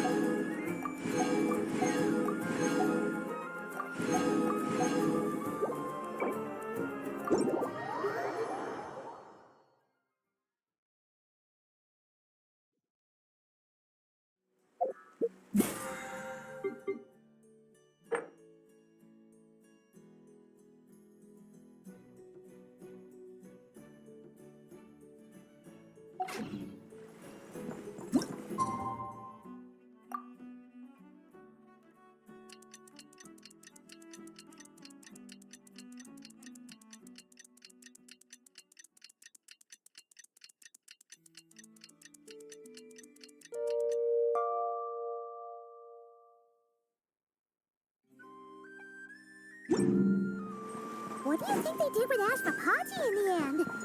Let's go ask them for an update.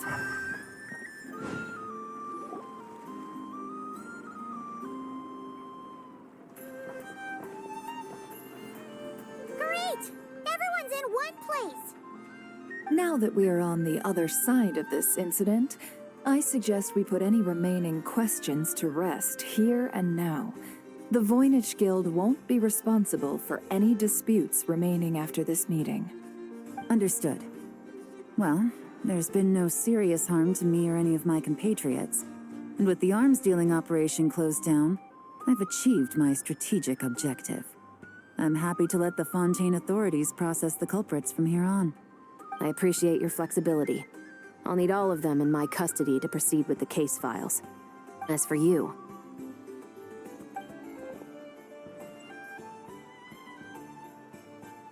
given your association with the Voynich Guild, I suspect the boss of the Curatorium might raise some objections if I insisted on bringing you into custody as well. Then what do you propose, Miss Chevreuse? While pursuing one of the suspects in this case, it was unfortunately necessary for me to destroy a certain signboard in Nasha Town. Is that an official confession, officer? What I'm suggesting is that I don't file charges against Ashvapati. He stays here, and in return, you don't seek damages for the signboard. Sound fair? Deal. Huh. That went surprisingly smoothly. Paimon figured it was gonna be a whole ordeal. Uncle Ashvapati, They told us the whole story. Everything you've done. Even so, we still want you as our uncle. But If you'd been less trusting of the promises these men made to you back then, and left some weapons for your own people to defend themselves with, maybe things would have turned out differently. The way I see it, your crime wasn't the weapons research itself. It was failing to use that knowledge sensibly, to protect the ones you cared about. Yeah. You're absolutely right. Well then, what are you waiting for? The chance to atone for real is staring you right in the face. Children, from now on, I will protect you with my life. Traveler, Yelan, on behalf of the Fontaine authorities, it has been a pleasure working with you both. I wish you all the best. I have plenty of other business to attend to, so it's probably about time I got going as well. See ya. Looks like you're a free man. I guess, but even if they won't arrest me, I still have a lot to answer for. I joined the Voynich Guild with my own agenda and nearly ruined their reputation. Are you really gonna let me get away with that? After you joined us, it didn't take me long to find out that you'd lied about nearly everything. Everything except your desert origins. That turned out to be true. I actually consider the desert my home too, so I was interested to learn who the real Ashvapati was. Thanks to the Traveler, I now know the full story. And my, what a story it is. Granted, the final chapter caused us a fair amount of trouble. But hey, sometimes that's the price you pay for a good ending. Are you serious? I mean, obviously I can't let you stay in the guild. Not after all the rules you broke. I completely understand. I'd recommend that you take these kids back to the desert. Why? The desert has been plagued by seemingly endless conflict since as far back as I can remember. But your story offers a glimpse of a different way of life. Maybe there really is hope for peace in the desert. The Sumeru of today is a different world than what it once was. With Lesser Lord Kusanali at the helm, who knows where the possibilities end? Maybe you could rebuild the home these kids once knew. I'm flattered, really. But that was a lifetime ago. I'm sure the sandstorms will have buried any last trace of that oasis by now. Sure, we could put up a few tents and call it a settlement. But what then? It would be a brutally harsh existence. There's no way around it. Where there's Mora, there's always a way. Hello, my dear customer. Why don't you discuss your needs with me? If you can dream it, you can buy it. So Mora is the answer, huh? All right. Say I wanted to buy a hometown for these children. You telling me I can buy that from you? Don't take her so literally. She's just doing her sales pitch. Sure can. Huh? Ta-da! I present to you one magical gemstone created by none other than the renowned mage Alice herself. Simply plant it in the ground and a spring will instantly start growing. Before long, you'll have yourself a fully fledged oasis. And the best part is, it's designed to work flawlessly, even in the most arid and sandiest of deserts. What the? Huh. Looks genuine to me. Goodness. They always say you can find everything at the Not Cry Trade Expo. Turns out it's more than just marketing hyperbole. Still, surely a treasure like this must cost the world. As much as I'd love to buy it, I don't think I'm the kind of clientele you're looking for. Actually, this could be your lucky day. The mage who tasked me with selling this insisted on setting the price herself, and she priced it as whatever keeps the kids happy. Needless to say, I could have found far more lucrative options. But alas, none of them would be worth breaking a promise to a mage over. Whatever keeps the kids happy? So what is that in Mora? Good question. I got it! How about I charge you whatever you three kids earned at the expo? Then you can say you bought back your hometown through nothing but your own hard work. I think that would keep the kids very happy indeed. Wouldn't you agree? Deal! Hooray! Well, this was a strange turn of events.